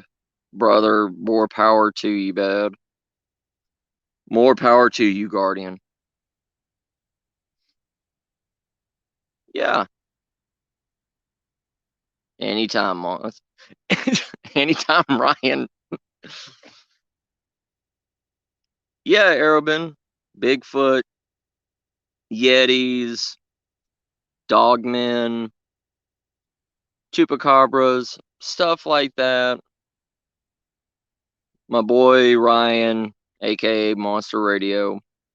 He knows his stuff there. So, and I know Guardian put out a video about some strange calls and sounds and everything out there. So, Guardian, Mr. Monster Radio, he could help you with some of the stuff that you've heard and with that video that you posted.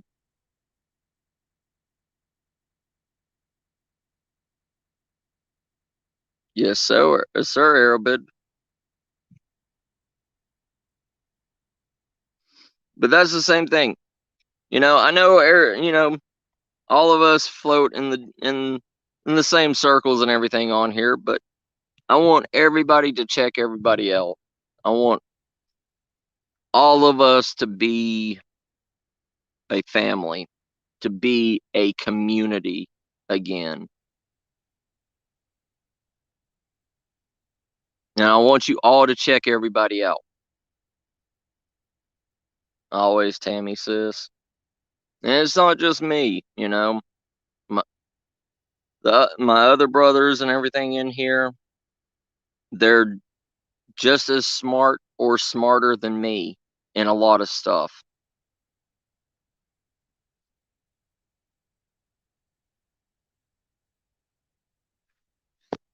Let me see if I can make him a moderator, Guardian. That's the one thing I need to do. I need to get on the computer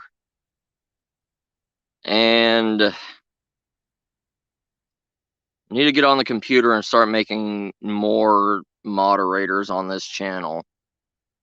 Nope. I can't do it on the phone. I forgot. Oh, sorry, sis. Oh, sorry, Guardian. Ugh. Settings. Yeah, no, yes.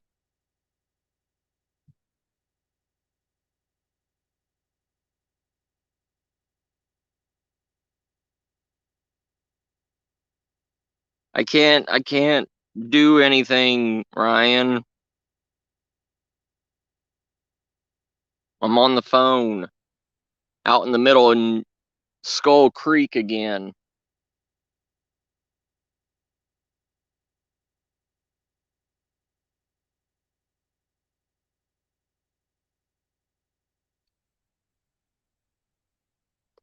So I already got my fireplace set up.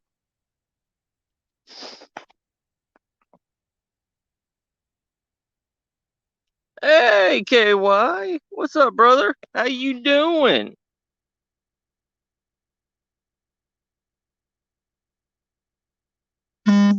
Oh, that's wonderful, Tammy.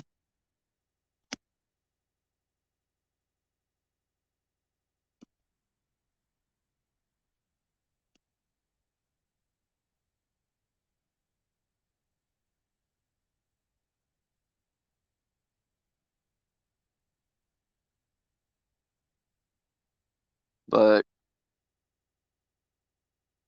okay, I'm going to open up a panel. I'm going to let some people up. Ryan, I would like you to get up here. And anybody else that wants to go come up here, I can only let 5 up here. So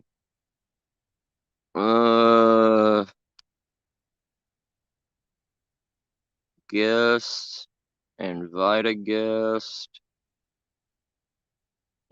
invite a guest, copy to clipboard,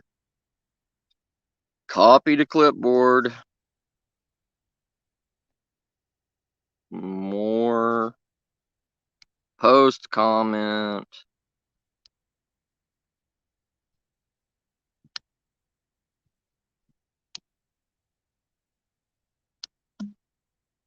paste, boom.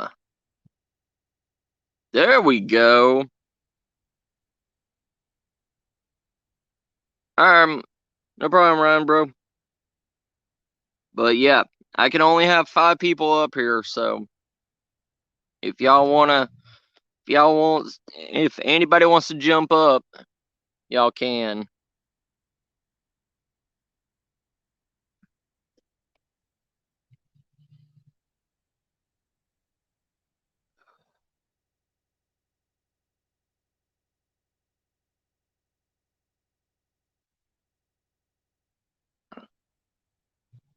Hey, what's up, brother? What is up, Steve, brother? How you doing?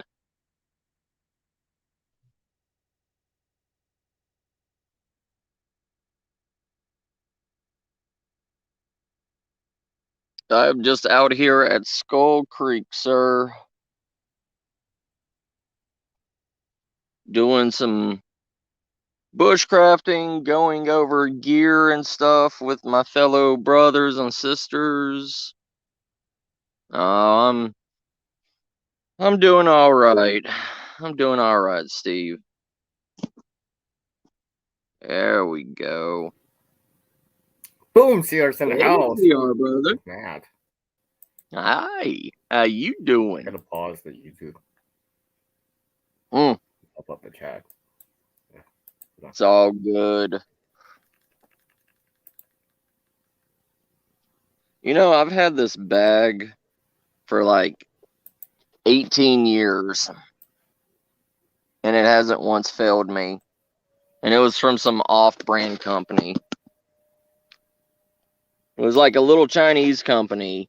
It's yeah,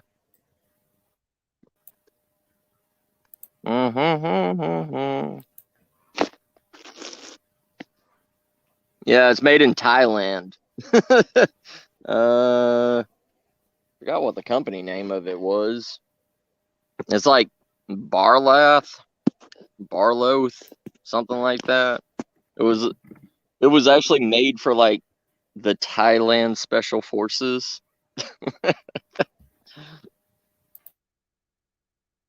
But it's held out. I mean, got it for like $15. Well, maybe I should go grab a bag or two. Yeah, it's not bad. It's got a nice padded back. Like, look at that. Oh, I just happen to have a bag nearby too. Oh yeah, I just happen to have a Nice. bag nearby. Oh, go figure. Go figure. Right. I hope you're doing good, Steve, brother.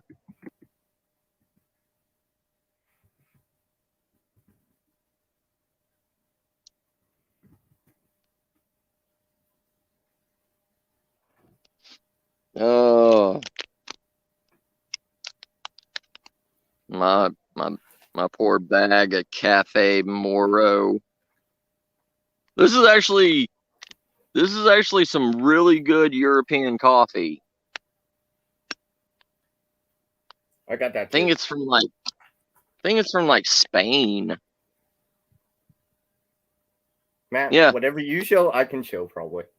Coffee? Yeah, Yes. I got that. Well, I got the bag. I got the mug. Hey. Yeah. Oh God. Coughing. We just need someone to bring like the metal container. Right. You know what? CR? These things, I always thought they were stupid.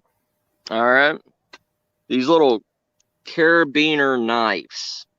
Little carabiner razor blade knives. But they're actually pretty tough. And not just the blade part, but the actual like carabiner part, because on the carabiner it's one of those screw top ones. Oh, we lost CR. But this thing can actually hold up to 250 pounds with the screw on top of it. Yeah, it's got like a little Phillips head and flat head on it. I got a carabiner that has a pencil sharpener. Really? Too bad it's not metal. That's Too bad it's not metal, but hey, it still serves a purpose, doesn't it? I could. I don't. It just stays here at home, but right. Oh yeah, my little rubber sippy cup straw. I love these things. I've only been on the panel for not even 5 minutes. People are trying to call me. It's like they just know. It's like, see her on live on the panel. Let's call him now. Let's interrupt him. Right.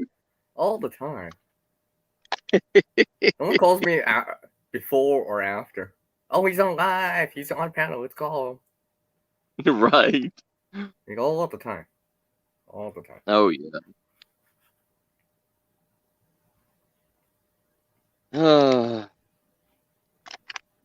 I need to update my bag. That's the one thing I hate about. That's the one thing I hate about survival gear. Like, it's so much stuff that you really see that you never use. You know what I mean? You don't ever look at the stuff that you don't use when you have it out in the field. It's only when you're going through it. I was trying to see if I can balance my bag. Got somebody. Arrowbin. Add the stream. Hey, brother. Hey. Sorry about that. Arrowbin. What's up? Someone's got to be at the YouTube side. Add the stream. Hey, brother. Hey. Sorry about that. Never done this before. You're gonna mute the YouTube side. Or pause it. Sorry about that. Yeah. Never done this before. Or wear earbuds. One of the two. How come I always gotta be in the middle of everything? Yeah. Never done this before. Or wear earbuds. One of the two. How come I always gotta be in the middle of everything? Or wear earbuds. I keep hearing the same thing over and over. I don't know. You have to mute the YouTube side. It's because I got headphones in. I keep hearing the same thing over and over. I don't know. You have to mute the YouTube. We're working on echolocation here.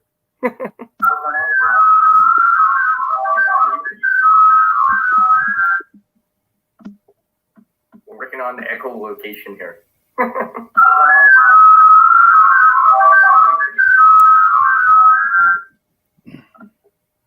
We're working on the echolocation here. Is that better? Well, I guess we'll keep talking. Yes. There you go, brother. Yeah, anytime, like when you're on the computer, it'll switch you to the StreamYard tab. Then you just go back to the YouTube once you're on the StreamYard tab and cut off the YouTube. Got it. Yeah. Trust me, I learned that the hard way too, brother. That's the first time I've ever done it. Yeah. It's all good, sir. It's all good. What I can't believe how much stuff I have just packed away like a pack rat with this bag. No, like a squirrel. Like a squirrel. Yeah, like a squirrel. Whoa, like a squirrel. Squirrel. Yeah, I was thinking what's going to happen to all my stuff when I'm gone. My family's going to be busy for months going through all this stuff and junk. Well, not junk. Yeah. It's one of those things, like, you know, when my grandfather, he was an old prepper, and he jarred all his, you know, food and everything, and left all his prepping and his stuff from World War II and the Korean War, and it was all sent to me, you know, like they just cleared out his house and everything, and anything that they didn't see or thought was worth anything, they just gave it to me, and I was happy to receive it, you know.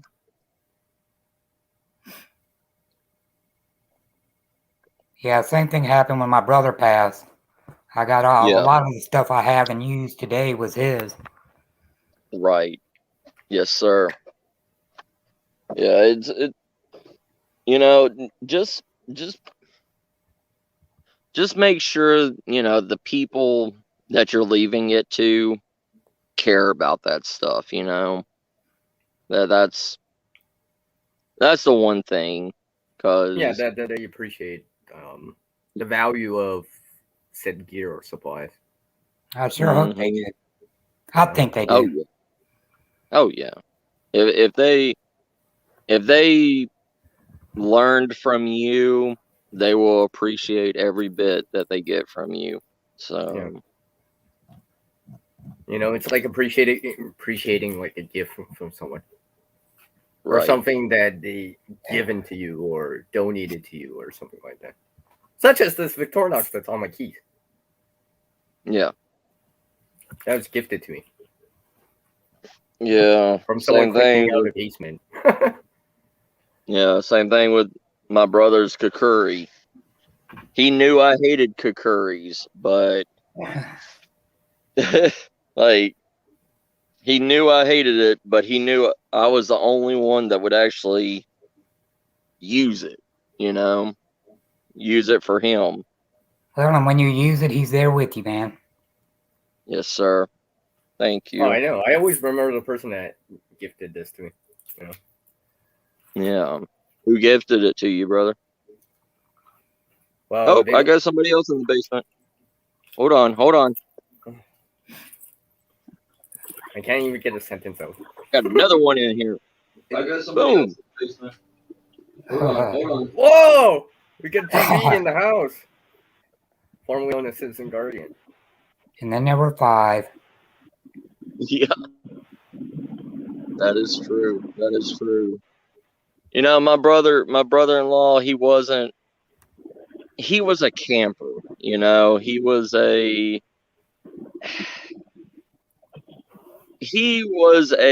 zombie prepper kind of person. Like he always carried, you know, like knives with him and kakuris, and I was the one that taught him like bushcrafting and all that stuff. I was like, you know, if you ever need to leave, you know, you need to take a bug out bag, you need to take this and this. And he's like, "Oh, I'm just gonna stay in the city and, you know, forage for all my stuff from like the local stores and everything." That's if And I that's was like, possible. "Yeah, that's what I told him." I was like, "You know, that's if you Plan can B. do that, Yeah. especially in Sometimes San Antonio." Yeah, some things just force your hand. It's just the way it is. Yeah, yeah, because I mean, in San Antonio, we have almost like 5 million citizens in San Antonio. Wow. So, yeah. And just imagine, you know, a mass panic in the city. And plus, we have so many military bases and everything in San Antonio that if something major happened, like even a world, even like if another country or something, you know, decide to invade San Antonio or something, they're going to wipe out the city of San Antonio first because there's like 4 military bases here just to get rid of that much military personnel. How far away do you guys think you should be from a military base to be safe? And the reason I'm asking is because I'm about 45 miles from Fort Jackson. Oh, are you? What's the safe distance, do you think? I am 160 miles away from Fort Sam Houston, which is a 45-minute drive. And that's still, I mean, that's just Fort Sam Houston. Then we have Fort Neben, that is 24 miles away from us, which is an Air Force base. It's really hard to be away from a military installation technically in any like major military city, because because any kind of opposing force is going to first wipe out that military installation, then they're going to take over it. But the thing is like, from what I've learned, is if an opposing force takes over a military base, they're going to worry more about the inner citizens of the city than anybody out in the rural areas. That's going to be a last ditch for them to use that manpower to come and find a small handful of citizens out in the country.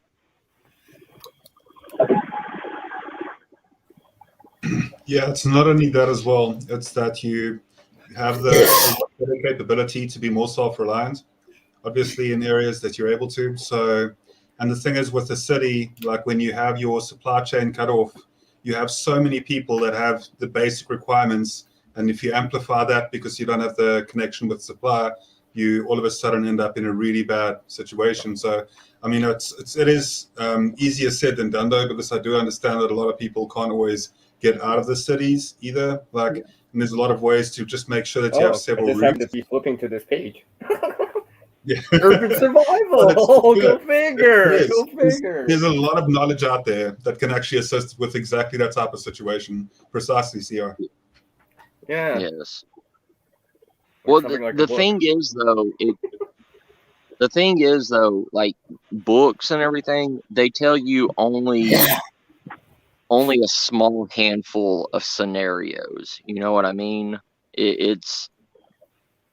But they don't plan for a all out, let's say a all out wipeout. You know what I mean? Like taking prisoners, because once they have a foothold, they only have a small amount of soldiers that would be left over. So that small amount of soldiers that's left over needs to be replenished. And what better way than have draft, like immediate draft, saying that either you're going to join our army and become a part of us, or we're going to kill you and your family, Then they wait for reinforcements to come in. And that's what I worry about. Yeah, that is unfortunately the case as well. So I don't know. I just wanted to, it's just ridiculous how many times situations have gone bad in the past, and how quickly those type of situations erupt, and how the long-term effects of those type of wars as well, whether they be national or internationally based. Hello to KYG, by the way. I haven't gotten a chance to say hello. I don't know if you want to greet the rest of the panel.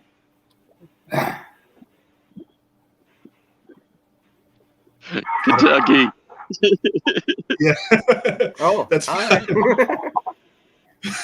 Don't mean to put you on the spot or anything, right? I just wanted to see if I could give you a chance to chat, because I end up I love talking to people specifically about like emergency preparedness and survivalism. So once I do start, I don't want to speak over people or anything like that. I want to give everybody a fair chance as well, and I'm sure that you do as well, Second Star. So yes, go ahead. Oh, why is my hand up? Why is my hand up? It's fine. Oh, But yeah, yeah, because I'm waving. Yeah, this is an open panel, so y'all can talk and everything, and I can start setting up my camp. Yeah, it's nice to meet you, KYG, by the way, and it's nice to meet you, Urban Outdoors, as well. It's good to meet you guys. Okay, I got an idea. Since he's making camp right now, that reminds me. What kind of firelays do you like to do? Huh? Firelays. Like a layout. I know there's like what, 6? There's the teepee, there's the log cabin, there's the star, there's the lean-to, there's the cross, there's the Southern Cross, there's the star. It depends what weather. Like, it's weather dependent. A lot of the time, it's weather dependent on it, and whether if you're cooking, whether you're using for like cooking or warmth as well. Like, there's variables. So like a lot of the time, like the cabin as well is great for cooking, for example. Like that's really good for cooking because it maintains nicely too. Go ahead, Sia. Sorry. Well, I know sometimes sometimes what I'll do is, like, if I have access if I'm doing it on the ground, right, I'll actually stick a stick at an angle into the ground and lean the sticks against it. That way it's supported and it'll let some air flow in. I mean, there's the bridge one where you lift it up and stuff like that. I don't know. I tend to do a lean-to teepee, most likely. Yeah, I usually use to just throw the firewood on the fire technique. Yeah, well, teepee is usually what I do. I mean, that's just always worked.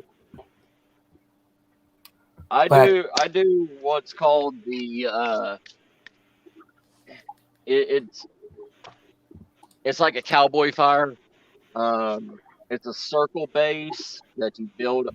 You build a circle of wood, then you cover it over like a log cabin, but you have a hole in the center of it where you put all your tinder, and you set it up, and it builds and falls into it, and it keeps a round fire around and heats the outside.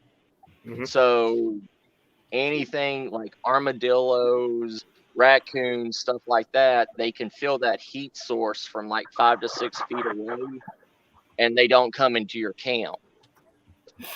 And it also protects against like catching all this on fire. Like, after I make my fire, I clean around this whole entire area, because I don't know if y'all can see like how high it is out here.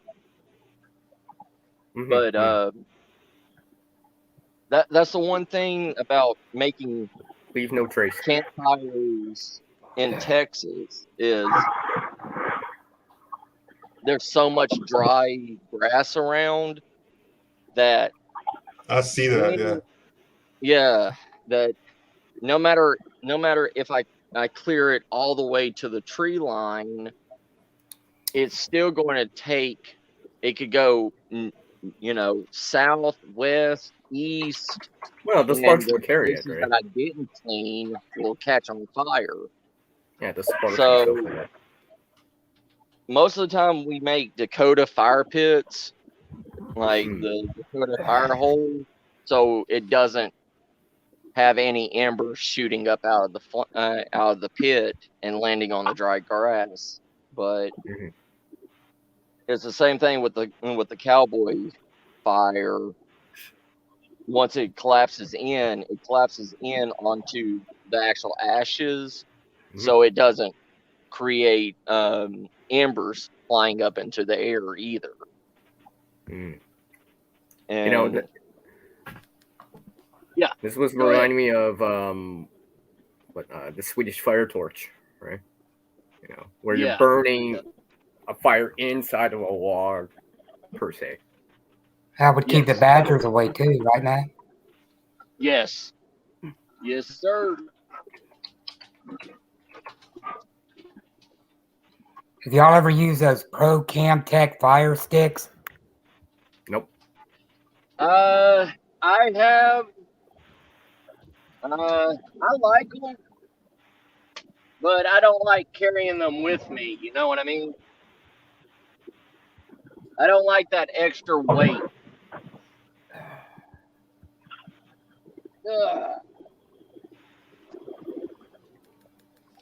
And y'all can tell I've been out here plenty of times.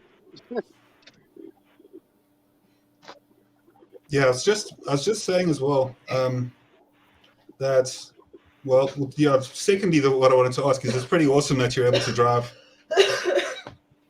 My apologies. Well, we know she's there. She might as well come and say hi to us. You might as well come and say hi to us. We already know you're there. Sorry, I'm just dying on a sip of tea. Yeah. Tea's unfortunately quite toxic. So, come say hello just for a second. No. Just quickly. No. 2 seconds. See, I asked so nicely. It's 20:12 at night. No. Damn. I don't look. It's pretty late. Yeah. Well. You could just be like, just come in with a hand. No. That was Gary Perping's hand. That's his hand. He has nice hands. I don't believe that was your hand. Come on. No. Okay, yeah, no. She's not keen right now. I'm going to be in trouble after the stream if I'm like, come on, just please, because she's just not in the mood at the moment. Like but no, it's just strange. Come on, now everybody's like, oh, come on for the people that are there in the chat. Just come on, just show your face. I'll come on next time. Last time I was on briefly, remember? No, I'm saying next time I'll be on. Okay, that's fine. No, it's perfect. Now. It's all good. I'll remember the next time. Yeah. I'm not going to be able to convince her. That's fine. Well, we tried. Yeah. No, otherwise, like, usually she'll pop onto the live streams and stuff when I do them. It's just that because it's like late in the evening and, like ladies like to have a good appearance when they come onto live streams and that type of thing. So it's, yeah. I'll come onto the live stream like as I wake up in the morning. Like if I'm not working that day, like and there's a live stream up, like you know what I mean? But with me, I don't even need to do my hair, as you can see. Like I woke up like this. So I woke up like it. It's okay. Right. I know. See, this is what I tell people all the time. An arrow just found sitting out here that can be repurposed for anything.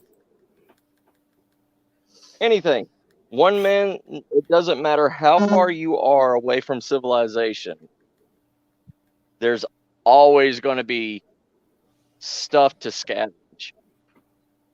You know, I found kettles, like tea kettles, on mountains that had no human population whatsoever. Why? Some backpackers looking for a kettle right now. Yeah. And I found a lot of stuff. And I see and I often talk about treasures, like we speak about the treasures. I'm pretty sure I've already found the 10 Seas event already somewhere. somehow I'm pretty sure I found them already. Just somewhere along the journey. Yeah. Oh, sorry. You're good.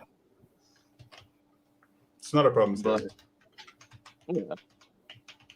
No, it's just, it's one of those things, you know. People think, you know, people have, you know, bastardized the term survival. Like, survival is literally scavenging, you know, scavenging to be able to better yourself. Well, improve your situation at that time and getting what you need from what you want, what you need from the landscape, or what you can find, or scavenge. That, I mean, whatever it is, a can, for example, piece of glass. Yeah. Well, if you look at snow. No, go ahead. I apologize. Well, I was just naming stuff off. Oh, no. No, I was just going to bring up the fact that if you look at, like, in nature, like, cats are one of the best survivalists. Like, if you look at what cats do, and cats are always, like, able to survive because they're able to scavenge and they're able to, like, pick up from resources and where people kind of toss them away. And it's a good study to look at the way that cats behave. Oh, yeah. For the most part. For the most part, right? For the most part. Yeah, that's funny. I love cats. They make great target practice. That's just kidding, cat people. That's fine. I'm a bit of I'm much more of a dog person. I love dogs, but I definitely find cats have their own unique traits. You know, they're great to have around because they can also, they've got personalities. You know, I respect a lot of that type of thing. But I hear what you're saying. Like, I know you're making fun. It's completely fine. I don't have a cat or a dog, so yeah. I have a rabbit. Good. I have 4 cats, 2 dogs, even my best friend Chloe. She ain't even with me. she's like 15 feet away, laying down and just like watching me like I'm retarded. Yeah, I often wonder how animals think, eh? Like what actually goes through the thought process, like the way that they see things. Right. Obviously, it's mostly instinct based, but then they surprise people sometimes, you know. So yeah, cats, dogs are always like, love me, look at me, and cats just, they don't care. See, it's true. My cats always want me to love them, but my dog, she only wants me to like pet her or love her when she wants it. That's the opposite way around. Yeah, that's the opposite way around. Yeah.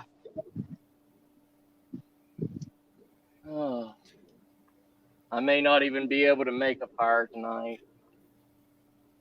The wind's blowing too much. And there's already a burn ban warning. But it's easier to have it so I can just light it and go if I need to. Yeah, you were saying that there's so much dry grass around there. Like I'm looking at that now, and there really is quite a lot of like grass that's looks potentially flammable. But I mean, you should be obviously it'll be good. I'm just saying, like, yeah. I don't. Garden prepping. I don't see grass. I see tinder. Oh wait, that's the same thing in this case. Yeah, just a little bit of the same thing. Yeah, that must well be the same thing. Yeah, I can guarantee you that Second Stars put out much bigger fires than a fire that could like slowly start to gain there, guaranteed. So Yeah. that's not an issue at all. I don't think. Although you still have to be careful with fires. Just True. because Yeah. sparks, right? It's just the sparks themselves, right? I mean, unless you're Members, wearing members flying off. have a fire retardant tent and all this other stuff, still burns. So still got to be careful, right? I burned a dry bag. I burned a dry bag like 20 feet away because the sparks flew that far. If you stay observant and just suffocate the fire quickly, though, like it's pretty much a given. Yeah. Like if you just It's not like they're having a roaring bonfire when you're sweeping, right? That's probably If that was a giant fire, then it'd be a different story. That's definitely not something you want to do. Yeah, it'll be a good fire though. That is. I know that there's a lot of people that also take their fires like with pride, and I can see that Second Star is busy crafting that really nicely. So you can see he's definitely, put up a whole bunch of fires before, and then like. Did he freeze? He's not moving. Yeah, I think he just froze there for a second, Second Star. Well, I guess we're not have to keep talking here. The show must go on. Show must go on. I wonder if it's going to drop us. No, it won't drop us because someone's still on the panel. If there's no one on, if he was the only one and he dropped out, then they would cut the stream. It's because we're here, right? So what is y'all's favorite go-to tinder to carry with you into somewhere? Cotton wool. Yeah, he'll probably be back. So anyone joining us, apparently we're now from co-host to main host. I guess, something like that. I mean, it depends what you have access to, right? I mean, like, whether it be Dryerland, Con, Flatwood, I don't know, TP, Kleenex, birch bark. You can compress cotton wool so easily. Like cotton wool, if you try and like compress it down, you can get so much cotton wool into like a very compact. Like I can take a tub about the size of my hand, like just with a little bit, I know, and then just completely compress it into like a tub, like a plastic container, and then compress it as much as I can, and then you can close that up, and that can last you for a really, really long time with permanent tinder. Well, yeah, exactly, right? Especially if you're making like feather sticks, increasing the surface area, getting twigs and stuff like that. Yeah. Half a cotton ball or something like that could do you. You just need that kind of flame source. Even if that flame working time, right? Just so you can just get someone going. And it's a good question. It is. You raised it, correct, Urban? Yeah. Yeah. And do you have any suggestions from yourself with regarding like transport? My favorite is the cotton ball soaked with Vaseline. Yeah. And it's got to be the right Vaseline too. Yeah, and I like to carry some fat wood shavings. Actually, like sawdust, fat wood sawdust. Oh yeah. I remember that Fire Kit video now.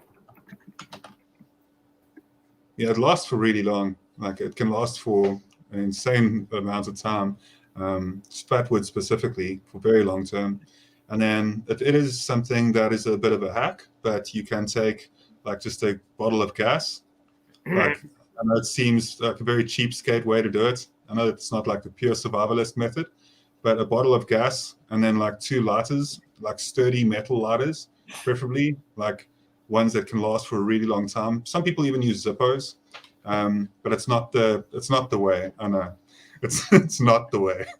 It's like it's cheating in a way, like just to have lighters and gas with you consistently. But it is for more disaster type scenarios. It definitely can. Well, yeah, exactly right. That's really For the first meant for place. survival, not per se bushcrafting.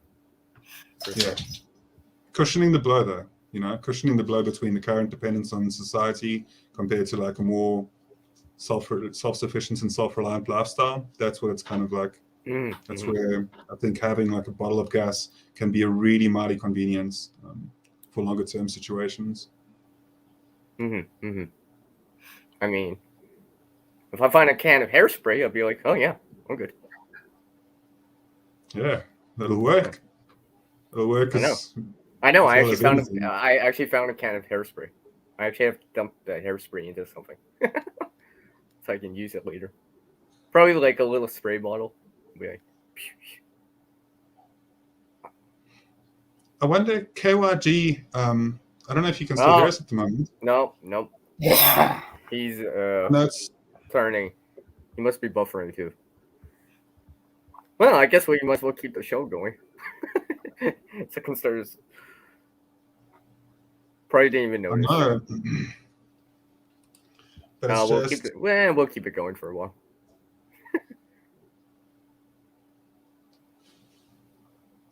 Yeah, I wonder. It's been about 3 minutes.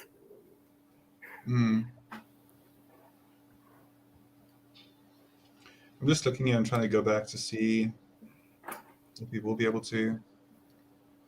Yeah, so you kicked him out because he's not transferring signal to StreamYard.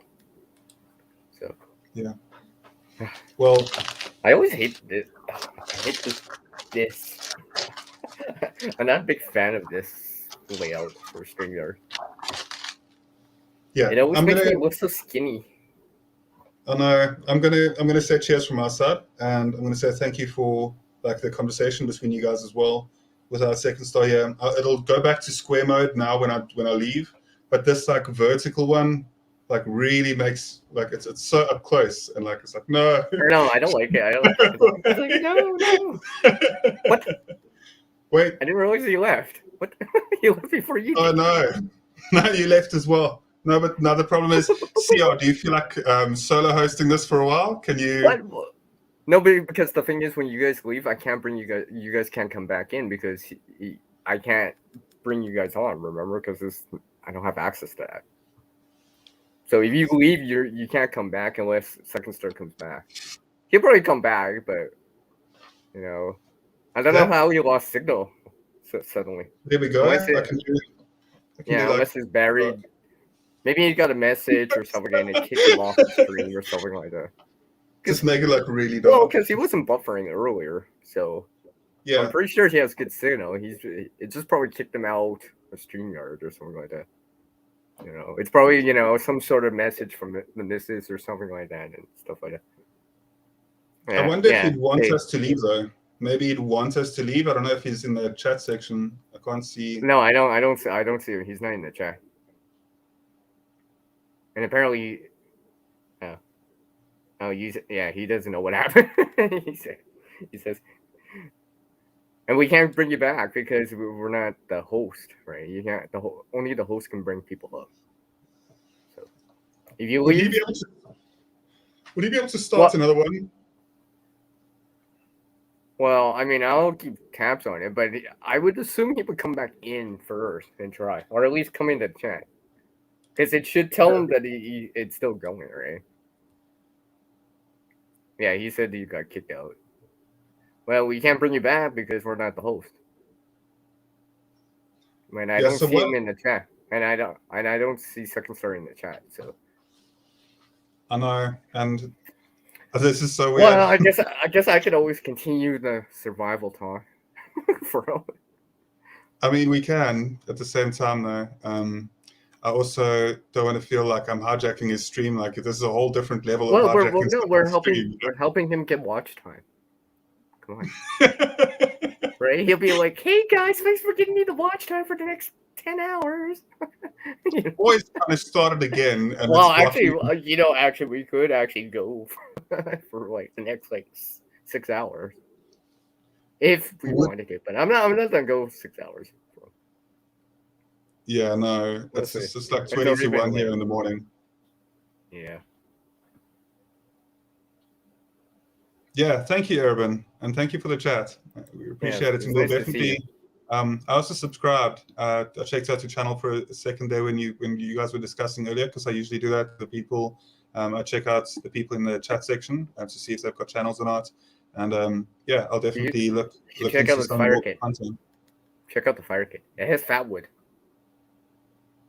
Yeah. So yes.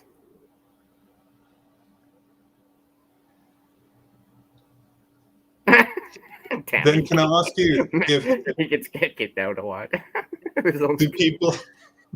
Well, actually, he does. I keep forgetting that sometimes he buffers, but this time there must have been an interruption in there because it must be important.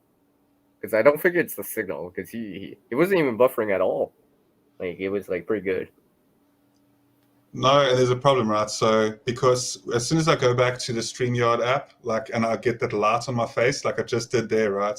So like that's terrible because it's really grainy from my side at the moment because I don't think it's picking up like proper quality. So I can see how terrible I look on and I am kind of conscious about that type of thing. Well, specifically when it's late at night. You know, you can do icon only. Did you upload your icon? No, my icon's definitely there somewhere. I didn't notice if you did this time. Mm-mm. Instead of having that just plain face. Oh, I mean in a nice way, right? You're nice to say it. It's completely fine. I much prefer it when it's dark, you know. It's late at night and and I have a really stressful job. So late at night when I can chat like this, you know, unwind. It's nice to just have a casual conversation. I just don't know if I'm going to, you know, because I understand that maybe if people are coming here to Second Star Survival's live stream, that they'd prefer us to be speaking about more survival-centric things. Well, I could talk about it too, but I think always remembering sometimes you always have to remember that survivalism is mostly in the mind. The gear and stuff like that. I know this segment's supposed to be about the gear, but it's the mind too, right? Because like sometimes you gotta laugh too, right? I know, but you know, because if you're because laughter is a good thing, right? You know, release some of that stress, right? It does.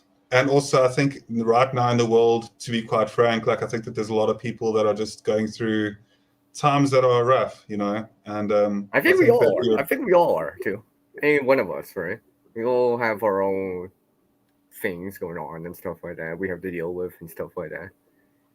You know, sometimes it's nice to laugh a little, share some laughs, share some memories with people, and you know, try to remember that you know it's not all bad. It's not all bad. I know. I agree with you. I think that that's one of the reasons why I found you so awesome so quickly is because you definitely have like a great sense of humor, and you've got a really good like way of being able to make people feel comfortable.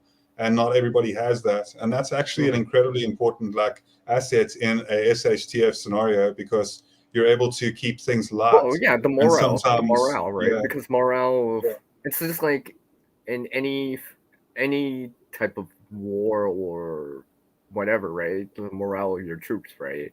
Because if the morale's low, then you know the willingness for the people to do stuff isn't as high. But if they feel like you know that little bit of encouragement, you know, that has CR in it, you know, it can lift you up to want to be like, you know what, come on, I can do this, right? You know, you can do it, right? You know, sometimes even for me, I get down too, but you know, if people start doing videos and talking about stuff, I'm like, yeah. The next thing I know is like I'm doing the same thing. I'm just like, did I just start sewing and they're talking about sewing? How'd that happen? Well, sewing, I actually have a couple of good long-term sewing kits so what I'd love to, because I'm seeing a delayed version of our conversation, right? And I'm obviously looking at like a delayed version of what's happening here. I mean, we can talk about the sewing thing in a second, but it's just that like, as soon as I go to StreamYard, because it's so bright, it makes me come up like in that white again, and because it's grainy and because of my camera quality, like it's pretty low, so like it just looks terrible. Don't feel so bad. So the sewing kit, I've glare in the back of being it's like whatever. As long as you can hear me, the information's more important. Anyways, right? The information there is actually more important. Well, yours looks a lot better. Like your camera. That's because it's not dark. It's not dark out yet, right? The sun's gonna be setting in the next like couple hours, right? So, and I don't want to turn on the light right now because it's daytime. So that's creepy when I move my head like forward, a little bit more forward towards the camera, right? Because then what happens is you don't see anything else because I'm wearing like the black, so it just looks like a talking head. It's just literally what it looks like. Oh, that's bad. But yeah, I don't give a damn. Okay, whatever. So the thing is, when we were talking about the sewing thing, right? So sewing kits and there's a reason why a lot of forces in the world encourage their I don't even speak on militant terms in any way because I know that YouTube just randomly I have a thread and needle. I told you but I'm saying I'm saying like I'm saying like understanding how to use those skills, right? And then like having bulk of that, because if you think about like if you conceptualize anything that you're able to use as a utility that is light and compact, then essentially what you're able to do is have a lot of that specific thing. Now, when it comes to thread is incredibly light, right? And it really doesn't take up a lot. And a lot of spools are compact, like that you can make them in compact. You can squish a spool. I mean, like I can make it flat. There's lots of different ways to make a compact sewing kit. Lots of different ways. Exactly. I know because I learned it firsthand. I was just like, I tried stuff out and just like, it's just like with the gear anyways. It's just trying it out too, right? I know Second Star was talking about trying out the gear, right? Get to know it, right? You know, just because you see someone doing it this way per se, you know, it doesn't mean it's the only way. You know, find a way that works for you, that you're comfortable with, and it just makes sense to you in terms of using it. It's like, okay, you know, I like this way. It seems to work for me where I am, wherever you are.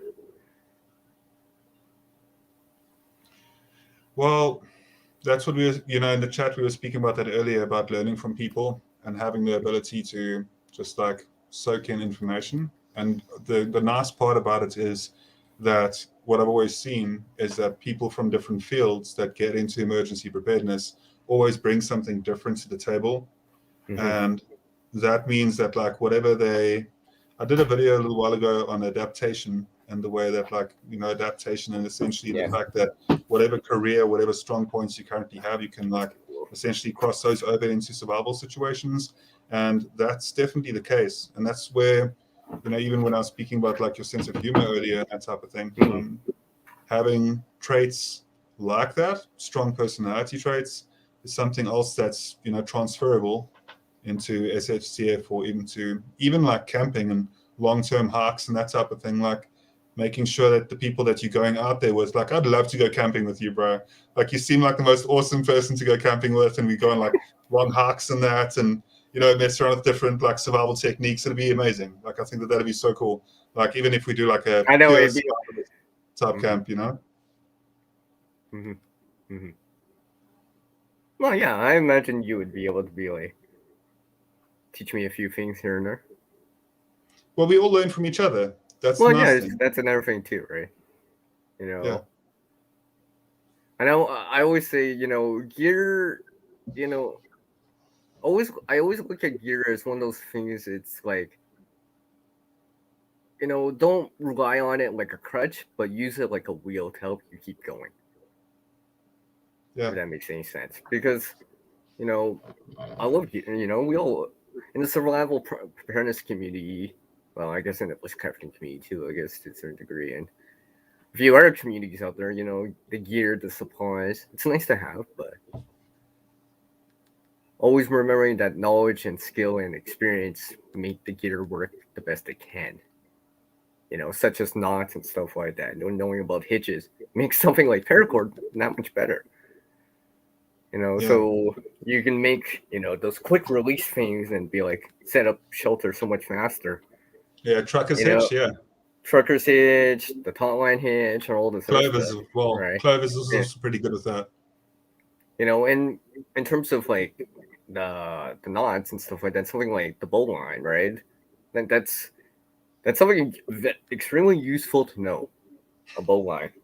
It is. It's very extremely useful to know in terms of for survival. Once you know how to put one up, you don't really tether things, or like just in general, you don't really make any ridge lines without using a bowline specifically. Like, well, most of the time. Well, depending on what you're doing. Well, what I say about bowline is because, like something like water rescue or something like that, because it's a fixed loop, right? It'll never get smaller. It doesn't increase too, right? So throwing someone a bowline is much easier because they can actually grab that instead of having a straight piece of line, rope, whatever, right? Where, let's face it, like for example, in terms of like if you're trying to help someone out of water, their hands might be cold, wet, slippery, and stuff like that. But a loop is probably a little bit easier to grab onto because you can put it over your body as soon as you have it. You grab it, you put it over you, and go from there. Where you're just grabbing it. Well, so it doesn't become like this, where it's like, oh, right, you don't want a slip knot or a noose, right? But you want something like a bowline, a fixed loop. A fixed loop that, you can just make relatively easily. Okay. Now, I'm actually doing one randomly. Hopefully I don't look like a fool. Oh, yeah, see? Fixed loop. See? That's a fixed loop. It doesn't. Oh, it shouldn't. Did I do this? Yeah. No matter where I pull on all 3 points, it does not get smaller or wider, right? But that's a bowline, right? Fixed loop. Similar to an alpine butterfly knot. And something like this, if you're trying to help someone, and I'm not relate the gear in here into the survival part because also was on Second Star Survival's channel right now, bro. Like something like this. This is like something you would use to help someone in floods, out at sea, out in the ocean, stranded, broken through the ice, for example. You want something like this to toss to them because it's a fixed loop and they can put it around their body over them, right? And it's easier because even if their grip's not that strong right now, especially if you're in ice, right? It can still be around their body so they can get pulled to shore, underneath your armpits, for example.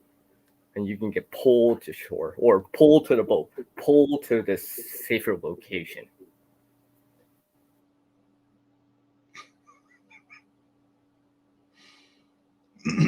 I think sometimes, like, that's why I'm always sorry about that. Like, there was just a disconnect for a second on my side. Mm-hmm.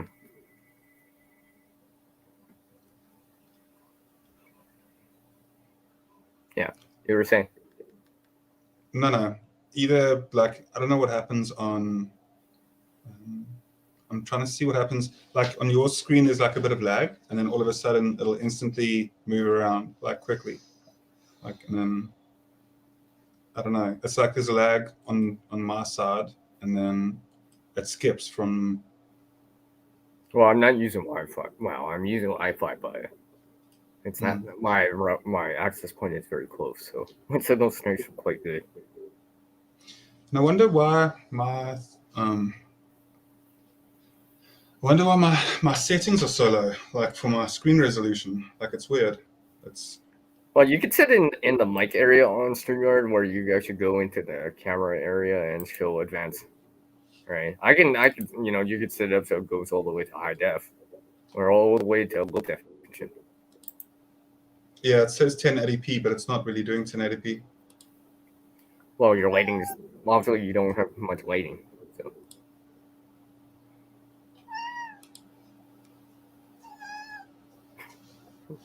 So I mean, it won't fix it because it's dark as well, like the lighting, Yeah. precisely as you're saying, yeah. You know, and another thing about cordage, I know I'm not talking about the gear because the Second Star was actually talking about, so I figure I might as well jump into it because I probably would be talking about it anyways because, you know, and you're talking about lighting and stuff like that, and something as simple as cordage can even help in terms of signaling. I know we were talking about signaling earlier. He was talking about whistles and mirrors and stuff like that, but whistles don't help if they can't hear. They're way too far away to hear it, or it's echoing. You can't tell where you can't pinpoint or triangulate that location because it's echoing through in the valley. You know they're around per se, right? But you're not exactly quite sure. And it's nighttime, so obviously a signal mirror does not work, right? So the next best thing is light, because usually signaling, in terms of getting someone's attention, you're trying to get someone's attention through an audible type of sound, maybe radio, for example, or a whistle, or through visual aids, like, you know, like a signal mirror, for example, which only works during the daytime, signal fires and stuff like that. But, you know, even as simple as your flashlight, or even your smartphone too, right?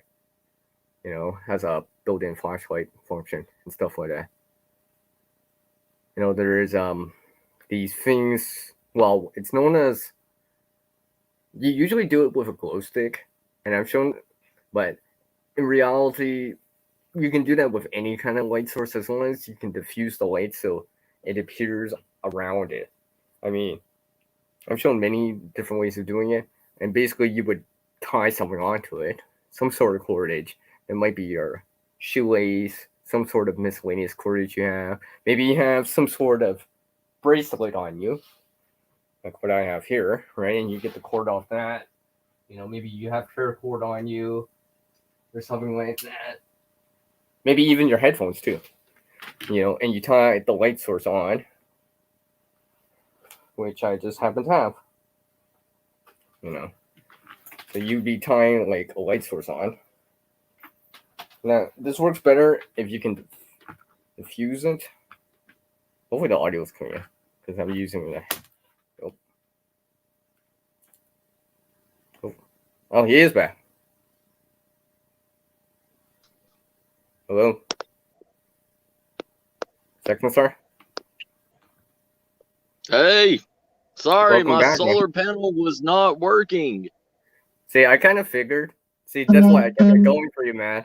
I kept it going. We kept it going for you, or I kept it going. I was just talking about the signal, right? And just like, you know, it's known as a buzzsaw signal, right? And usually it would be used for like glow sticks and stuff like that. But I've always been thinking, I'm like, well, as long as you can see it or it's a light source, it doesn't really matter. In my opinion, anyways, right?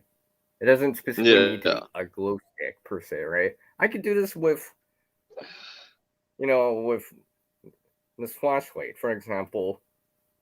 And let's say, like this piece right here, right? Now, I'm not done. Let's actually see if I can tie this on. I don't have anything nearby, but basically, if I tied this around so it would stay in there, right? You can see. Yeah. Right? And I could spin this around just like that. I've only done this once just because it was it was kind of dicey at that time. I've only done that once, but anyway, you know, but it's something to keep in mind because these signal halos or light halos can be seen quite a far distance away because, and they're a circle too. Circles generally are not. A circle of light is not natural, right? Right.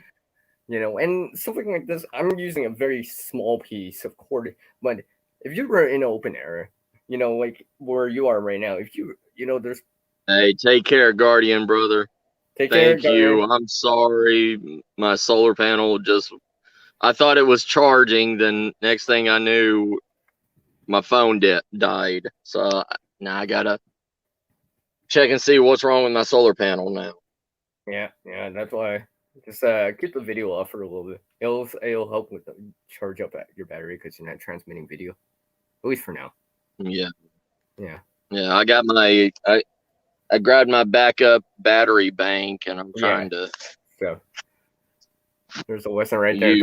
Don't make sure you double check that it's actually doing its thing. It's like, is it actually charging? Yes. Right. You know, I'll get into that in a sec, but just to finish what I was saying here, it's just like, in an area like where you are, if you have a signal, right, and let's say a fire's at the question, or you don't have it, or you can't start it, or whatever, right, or it's raining, right, and there's no way for one, right. If you had some long enough piece of cord, shoelace, maybe you got a paracord bracelet on you, or something else, right? I can use a bag too, a white bag too, right? I can make a halo that's probably like 10 feet wide in an open. That's not highly noticeable. That's not highly noticeable, especially from the air, right? Because the way when you're spinning it like that, you actually because light travels almost instantaneous to us, right? So you just see it as a big halo, and it's highly noticeable.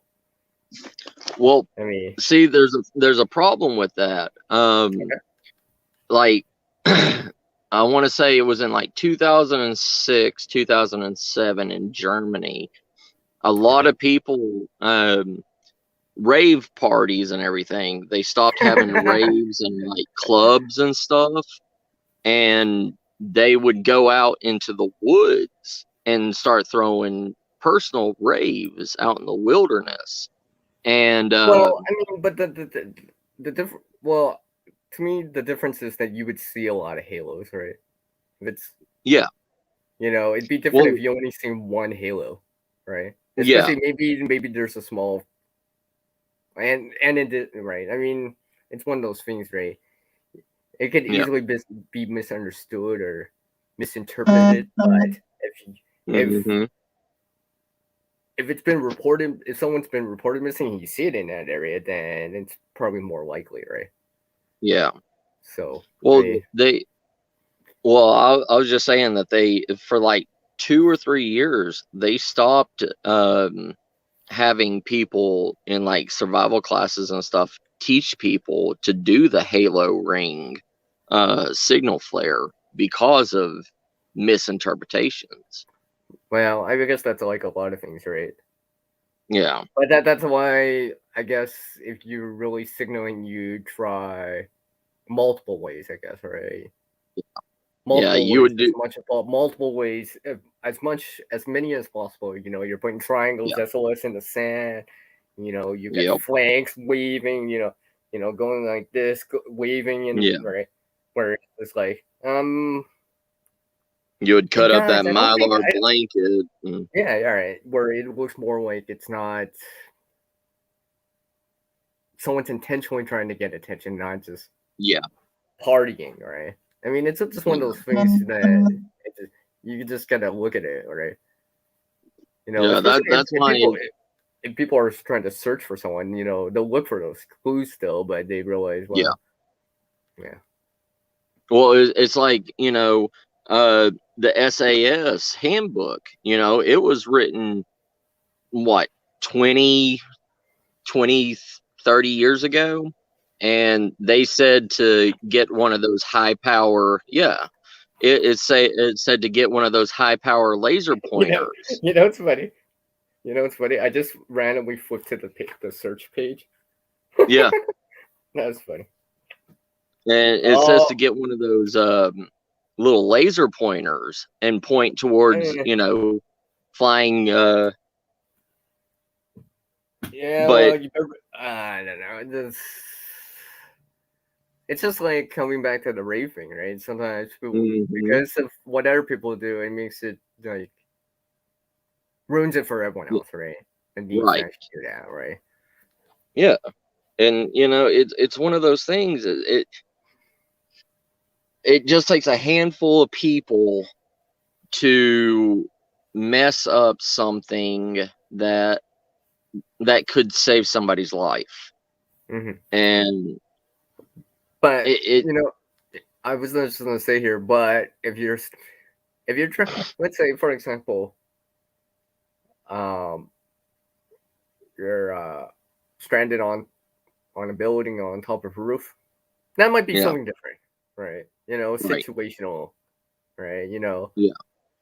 But if you start seeing a lot of halos and it's just like and stuff like that, and you notice a lot of people, that's probably not someone trying to signal for help. Right.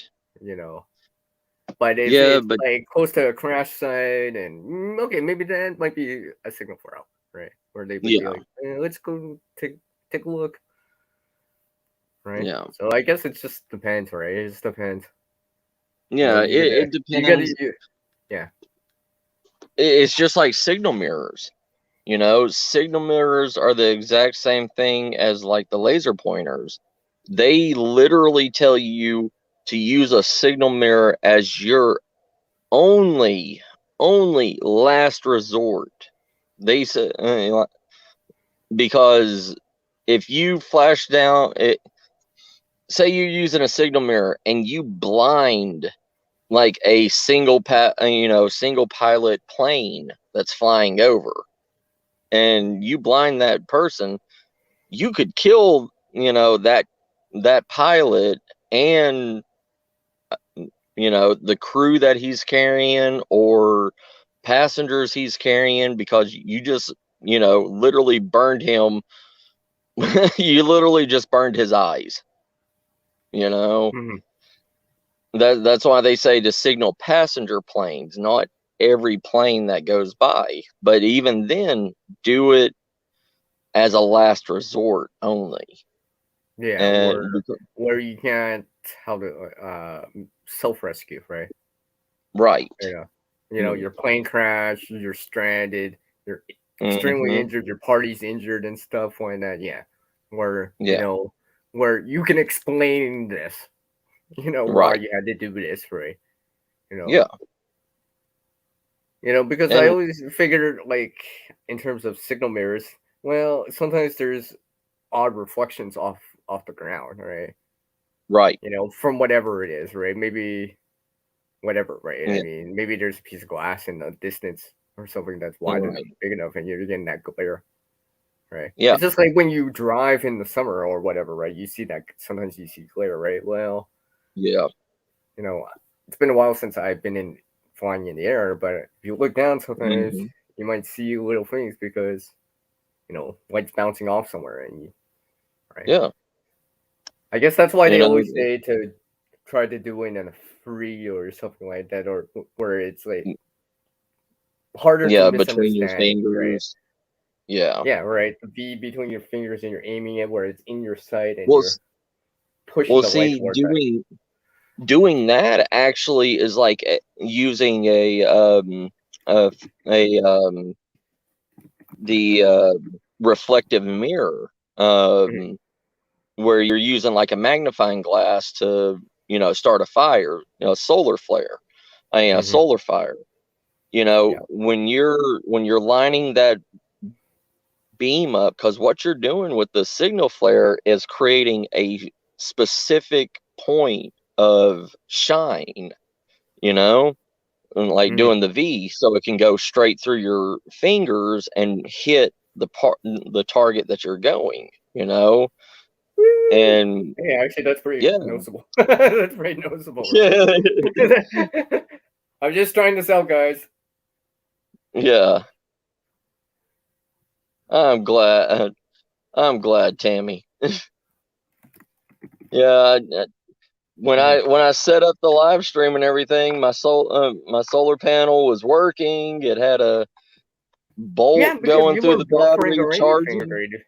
Yeah, you weren't buffering or anything. I just assumed that it was something like that, or maybe Mrs. Star had messaged you and you had to actually take the call or something like that, and you actually had to drop out, right? Because you didn't come back right away either, right? I was just like, okay, it must be something like that. Yeah. Because you're just on the ground, and I'm like, next thing I'm like, he's frozen. Yeah. Yeah, it I don't know. I always make small talk in the side chat too. I'm always making small chat in the side chat too. For anyone that's seen me on panel or anything, I'm always talking with the side chat too, even though I'm on panel. Right. Because the side chat, I want to interact with the side chat and involve them in our discussions too, in our talks too, right? Because I want to see other people's point of view, right? You know. Yeah. Because like I always say, like I'm always open for those things in terms of knowing more, right? Discovering more, because you know, not just being narrow-sighted or tunnel vision, right? Where it's just like only looking toward it like this, but I want to widen my point of view. And so that yeah, exactly, that's right. One of the it's problems always nice to meet and make new friends, right? You know, get to know people better. Yeah, and that's one of the problems. That's one of the major problems with the older prepper community and the ones that's been doing prepping and homesteading and survival for X amount of years. You know, they're dead set in their ways only, and it has to be this, it has to be that, because this book that was written X amount of years ago says that it has to be this way. Well, and well, frankly, to be honest, in my opinion, the real things that need to be are really important are always gonna be important, right? You're gonna feel safe. Right. You gotta have some sort of shelter, clothing on you, whatever it is, vehicle and clothing, shoes, a winter jacket, whatever, right? You need water and food to keep going. Yeah. Right. So you're still doing that. Well, no, you're still doing that. It's more the mindset and the mentality, and not the ability to be able to openly adapt to new ideas, you know, new alternatives to X, you know, like there's no alternative to fire building, you know, it's got to be the same 20 fire building techniques, you know, or it has to be these exact same items. You know, it's like every survivalist out there says you got to have a Bic lighter, you got to have this, you got to have that. Well, I'm more open into that fact where I consider it as a flame source, right? Some sort of flame source. Because see, the thing is about lighter, it's not as you have to keep it warm, right? It's got to nice. It has to be above freezing, right? It's in extreme cold or when it's below freezing, the flame will start shrinking, right? Because there's less pressure because it's not as warm. Where something as a match is a little bit more easier in cold, more reliable in cold per se, right? You know, obviously it's single use and like a lighter, but you know, if it's extremely cold and you had a match and a lighter and they've been sitting outside for a while, and let's say they're both dry, right? The match is probably going to be a little bit easier. That lighter, you don't have to rub it, put it underneath your arm, put it in your mouth, but warm it back up, warm the fluid back up so you can get a flame. Yeah.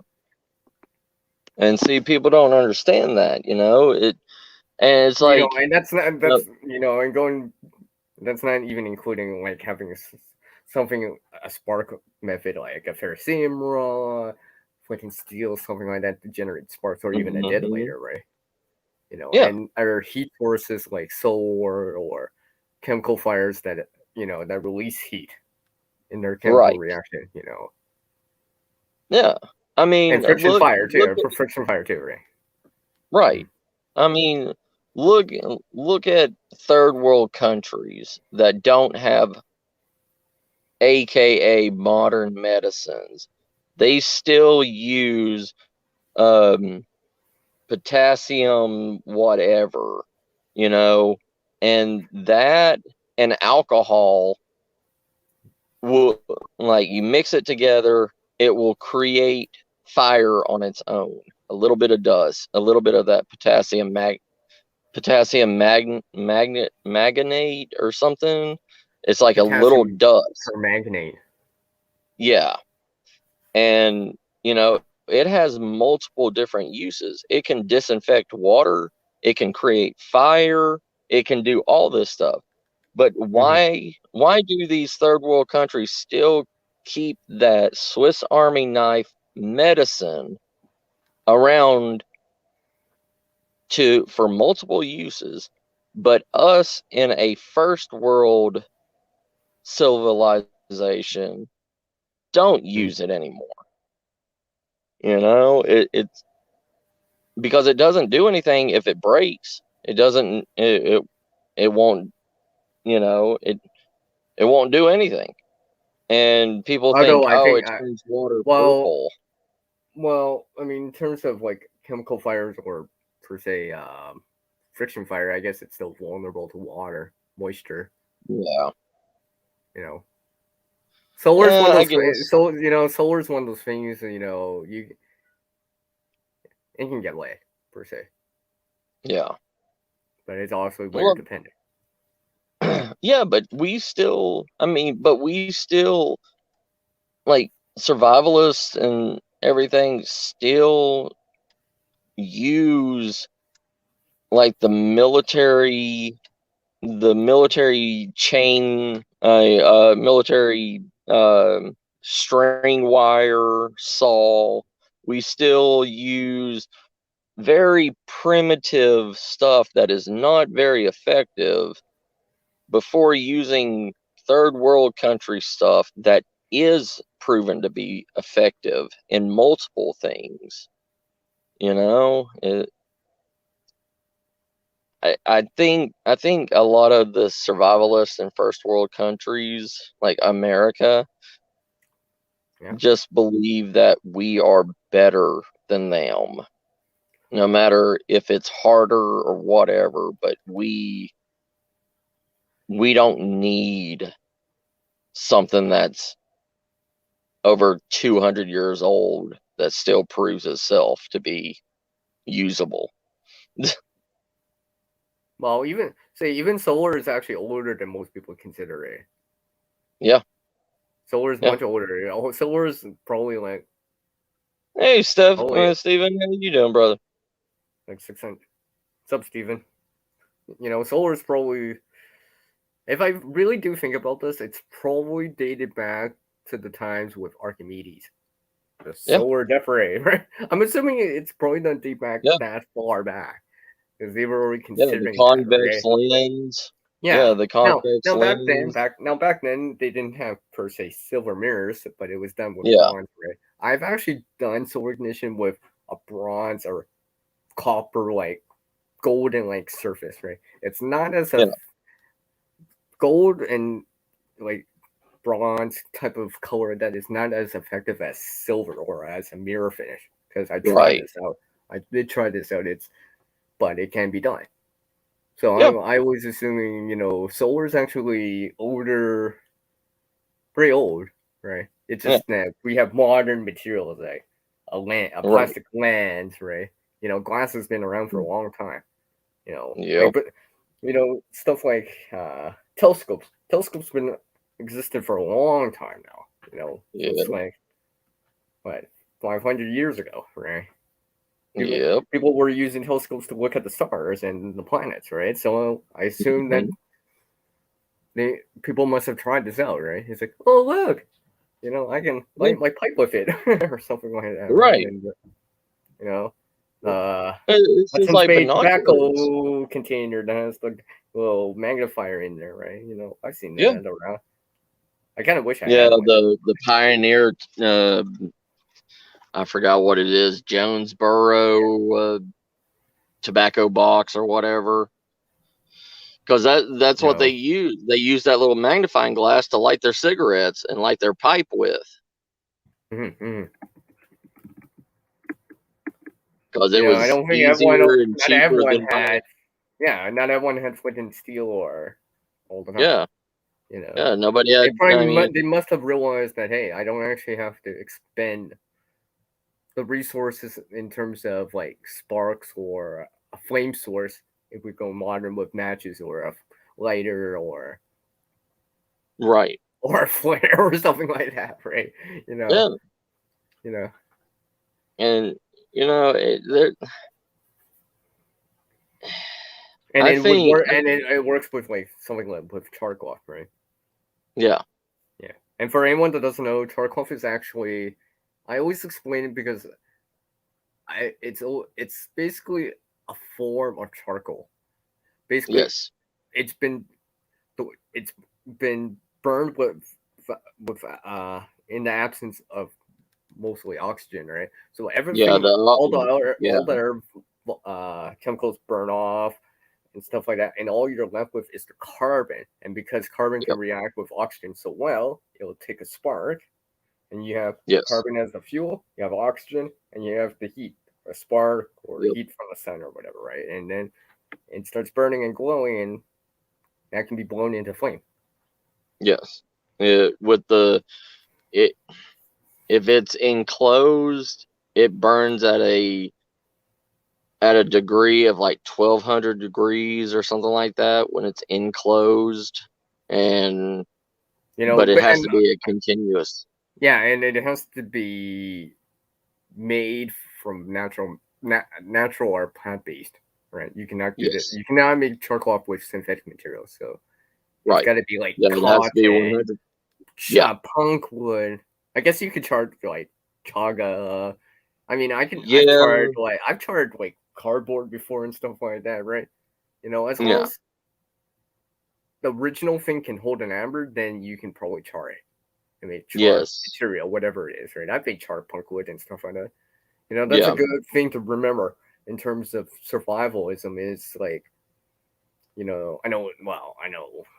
people like yeah, Corporal's Corner, Dave Canterbury, and other people would say the next fire mentality, right? But in terms yeah, of like, if you were in dire strait and you're like, a handful of matches, maybe a day later that you found on the beach or whatever, well, char cloth or char punk wood, mhm, for example, might be your saving grace because at least you don't need to, oh, I can do Mojo again. yeah. You had that experience, right? Or Well, oh, it's sunny right now, but is it going to be sunny tomorrow? yeah. Because you have, Even because you have a flashlight and that has a reflector on it, and you can do it. yes, even the charred wood from your fire from the night before is considered activated charcoal, and it can still smolder. It can take a spark. And people don't know that. People don't know that you can relight that fire with the charcoals of last night's fire and Mm-hmm. take it with you. And charcoal has just as much uses in Mm-hmm. other things, medicinal purposes and everything else, than Mm-hmm. and also fire lighting, capabilities. Mm-hmm. And just to add in here, because Tammy's saying that the only thing that she's good is is making blanket socks and things like that. You know what? That to me, that's still a good thing because that's shelter stuff, right? Yes. Being able to make blankets and socks like that. I mean, like, I was just thinking, Success Story and everyone in the chat, like the deep freeze here that you guys had in Texas, right, earlier in the year, right? Mm-hmm. I mean, just imagine if you actually knew how to make blankets and socks. Now, obviously, Yeah. it would have been better if you made them before it started, but it could be Right. something that you can make. You said what? 2 weeks? A week? Yeah. How long was this? It was 2 weeks long. Yeah. If you knew sewing skills, right, even without you can hand sew, right? I mean, obviously, Yeah. a blanket might take you a while, but if you don't have electricity anyways, you probably have downtime to do something.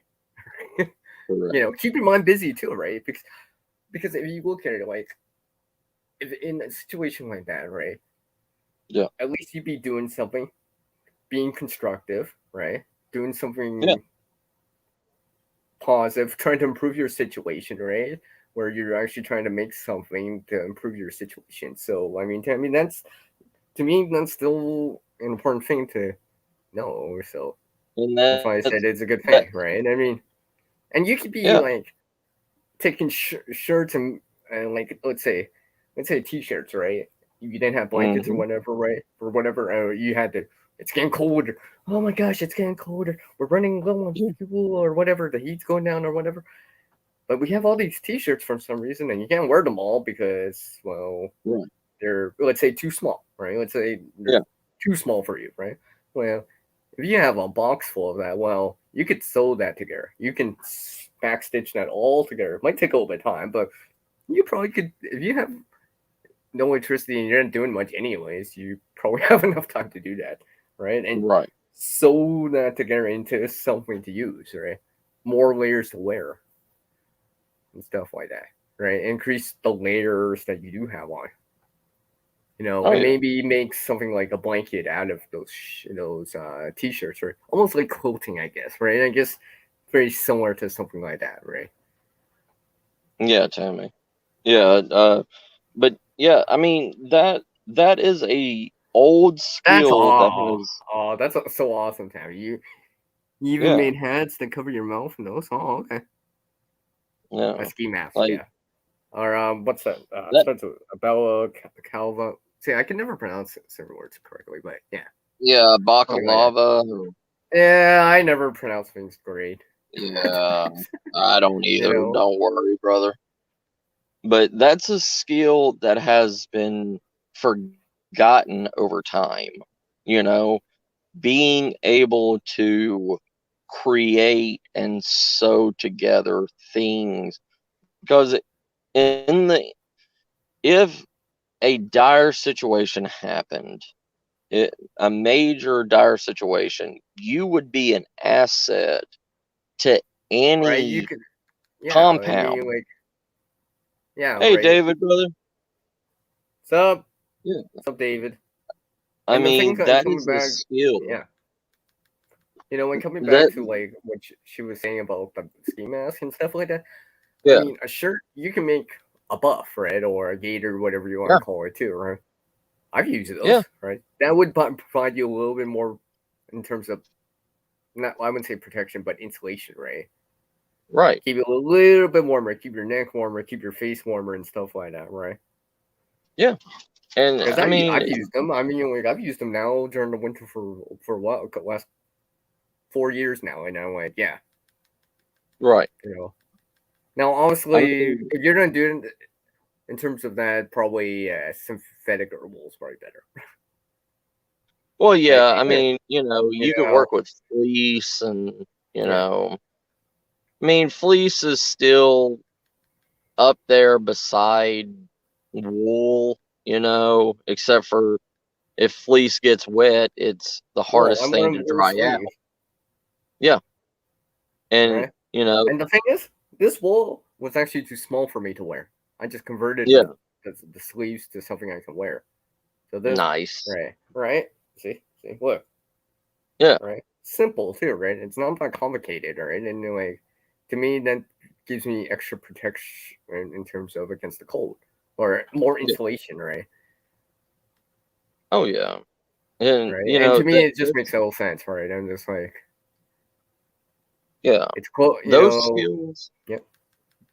Yeah, those skills are good. You know, it's a needed skill, and you know, people think, oh, in my community we need an engineer, we need a doctor. Those are important too. Obviously, I'm not saying they're not important, but I mean, But I mean, let's just say you don't want everyone running around with torn up clothes either, probably. Yeah, you don't. Or somebody that can turn other clothes into, say you need a poncho, say you need a backpack, say you need, you know, whatever, you know, some, you know, people socks, with those skills. Socks like Candy Mandarin. I mean, like socks and stuff like that. I guess you could convert that t-shirt into a sock. I guess it wouldn't be that difficult. Have I tried it? No, but I don't think it's that difficult. I mean, it's just as long as you have the skills of sewing. And obviously you need a sewing needle and thread, but I mean, let's just say that kind of gear is attainable for you. Well, if you have the skills of sewing, and also some time, right? Obviously, we're assuming in this type of situation, let's say little or no power and stuff like that. May not have access to a sewing machine, right? And you might not have a pedal one that you can mechanically keep going and stuff like that. But you got 2 hands, you can sew with a sewing needle and thread. I mean, back stitching is not that difficult. Yeah. To be honest. Right? Well, the thing is, keep the stitches nice and small and tight. Yeah. It'll be pretty strong for what it is. Back stitching is one of the stronger type of stitches for hand sewing. Yeah. There's Steven, exactly, just like Mac, right? That's what I say. Yeah. It's just, there's so many. That's why I carry one of these. Okay, maybe it's not red, but whatever. But that kind of mentality of thinking, right? Because sometimes in situations and whatever, you don't always have what you need with you, right? So you got to improvise, right? Now, obviously, I'm not saying you can improvise everything. Obviously, planning to not get into that is important, but sometimes the nature of survival is sometimes you're just away from it, unfortunately, right? For whatever it is, right? You're away from your backpack or whatever, and you got to improvise to get back to it. Right. It's stranded like 20 feet down and you're injured. You can get to it. You just have to figure out how can I get to it though? Where you're just like, oh, wait a second, I can use this branch that has a Y on it, tie it off with my shoelace and try to pull it a little bit closer. Maybe I can get in there 5 feet closer where I can start reaching for it. Where it has, let's say your cell phone, your sat phone, right? Where that'd be the play, right? It's like, okay, I'm injured, my leg's broken. For example, I can't walk out because it's too far, because it's 50 miles, whatever. But I have a sat phone or smartphone or cell phone in there. Maybe I can get service, call for help. It would just be an inconvenience. I just have to find a way to get to that backpack, for example, right? Oh yeah, and they've made so many gimmick items and everything for survival. Like they've made a grappling hook for survival. Like you're not going to use that grappling hook. Well, that's situational, right? I mean, like, and the thing is, oh no, I'm saying you're not going to use that grappling hook for literally climbing up a mountain, like a wall like Batman or anything, but I do see uses for that grappling hook, like what you were saying. I dropped my bag, I can't get over to get it, and because it's slightly over the cliff. It's just, metaphorically, it's like up here, you're up here, and it's down here. It's just hanging off, just barely hanging on. You're just like, okay, I got one chance at this. You're like, okay, I just have to reach for it. I just have to extend my reach, right? Or you're using a Y or something in a branch, and it's down here, and you're using like an arrow, right? Trying to pull it up, right? Yeah. Because you realize that your bag's not that heavy, but you can do this, and you still have your shoes on. Yeah. And stuff like that. Yeah. It's just, I love China. I love their ideas to make money. But a lot of their stuff is just so questionable on why did they create this. But then you look at some of it and it's like, yeah, it's a gimmick item, and there's some prepper that's freaking out, saying, like some zombie apocalypse prepper. I mean, I always look at gear in terms of like, yes, it's nice to have, right? But what do you do when you don't have it still? Yeah. Right? Because it's just the nature of survival is you're not always going to have what you need every single time. Yes, you prepare for it, right? But just because the nature of it, right? You're gonna assume you'll be without, right? For unforeseen circumstance, right? It's just like remembering that time that you went on this, per se, mock get home scenario, right? Yeah. You were saying how what happens if your car got, hit or whatever, and your back end got squished, your bag's in there, you can't get to it, right? Right. You got no crowbar, or a crowbar's not even uncut it, right? You can't even get your trunk open at all. There's no way, right? Yeah. Then then you're gonna have to go back to maybe scavenging or having. Well, obviously you might have a contingency plan, like have something in the glove box and stuff like that. It might not be as big as your backpack, but it would still give you something to go on, right? So you don't have to totally work from scratch, right? Right. That'd be the contingency plan, the redundant source, right?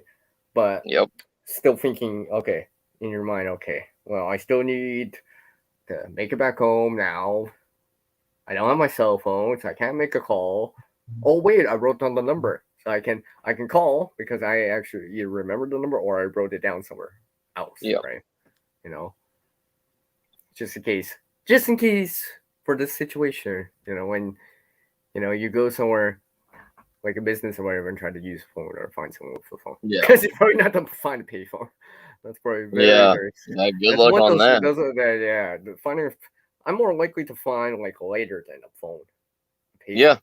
This one, it's just very, very small few places. And usually those places are only for taxi lines, right? Something like that. Yeah. They're only for taxi lines or something like that. You would have to really convince like a store or something like that or someone. Mm-hmm. Some people are nice. Well, some people are nice. If it's if you explain it and just like some people might not understand, right? But well, a lot of convenience stores have stopped using actual landlines, like here in Texas. Like, they would rather you go out and charge your cell phone, because they'll say, no, we have no landline. We have no telephone for this place. And I was like, but you're a business. You're supposed to have a telephone. And they're like, we do. It's our cell phone. And they won't let you use the cell phone. But it's getting to that point where, landlines are becoming a thing of the past too, just like how payphones were. Yeah, you'd be lucky to get a business line. That's if you're even lucky to get that, right? Usually it's a preset cell phone line that's for it now, right? Right. Yeah. Right. Because I always consider what happens if you crack the display on it, right? Because if you crack the display on your phone, right? I got the phone right here, right? If I crack it, right? I'd be lucky if I can make the call out, right? Because I won't be able to touch the numbers that I need to touch or whatever, right? Right. Sometimes people can go like on their phones. I've seen people use half a display on their smartphone before, right? I don't even know how they do that. I don't even know how they do that, right? Yeah. They never make calls out, but I don't know. But it'd be like so difficult, right? I'd be like, because you can't properly hit the numbers, right? I know with that Hey Google thing, like when you say that, it will. You could use. Well, okay, yeah. That's if it still works. That is even still working itself too, right? Yeah. That's if it's like that. working. That's another thing to. I guess I should remember that too. Where hopefully your mic can pick that up and you can still dial out, right? Because I guess the difference between when we used to use flip phones and stuff like that is if you broke the display on your flip phone, you could still dial out because you had the keypad. Right. But now the display is tied in with your keypad. Well. Yep. Right. Yeah. It's just completely useless. Well, less useful. Well, less useful, right? You can't do its primary task anymore. Right. That's why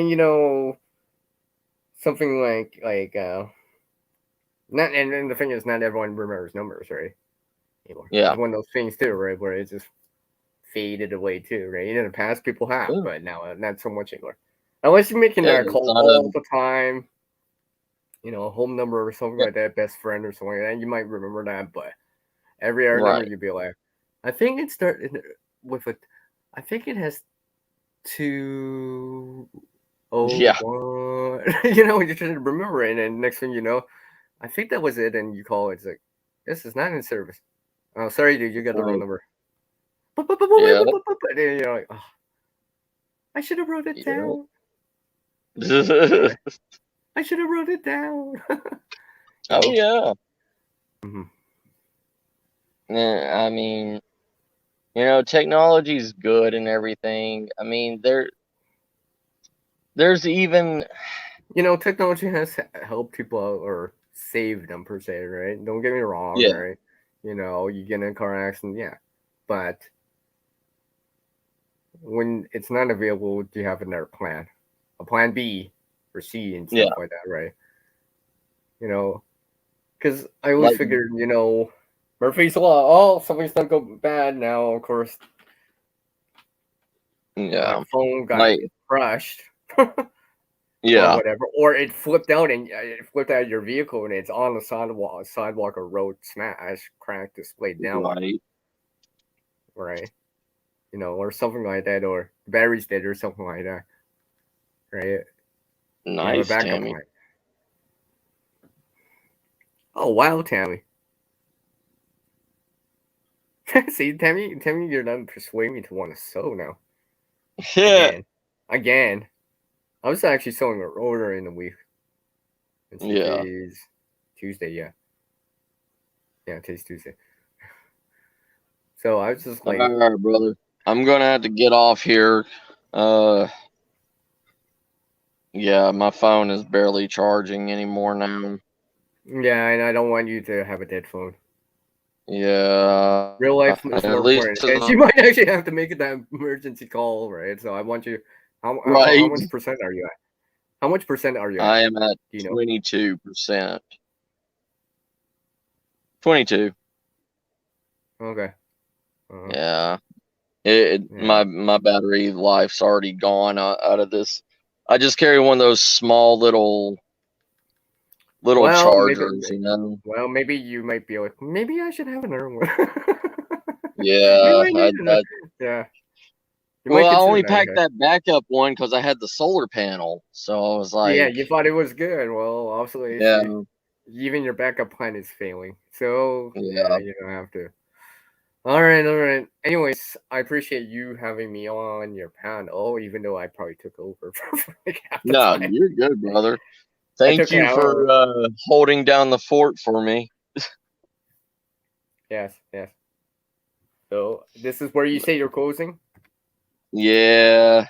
All right, everybody. I love y'all. Y'all take care, and we will talk later. Bye, everybody. Bye. Take care, CR. Bye, everyone.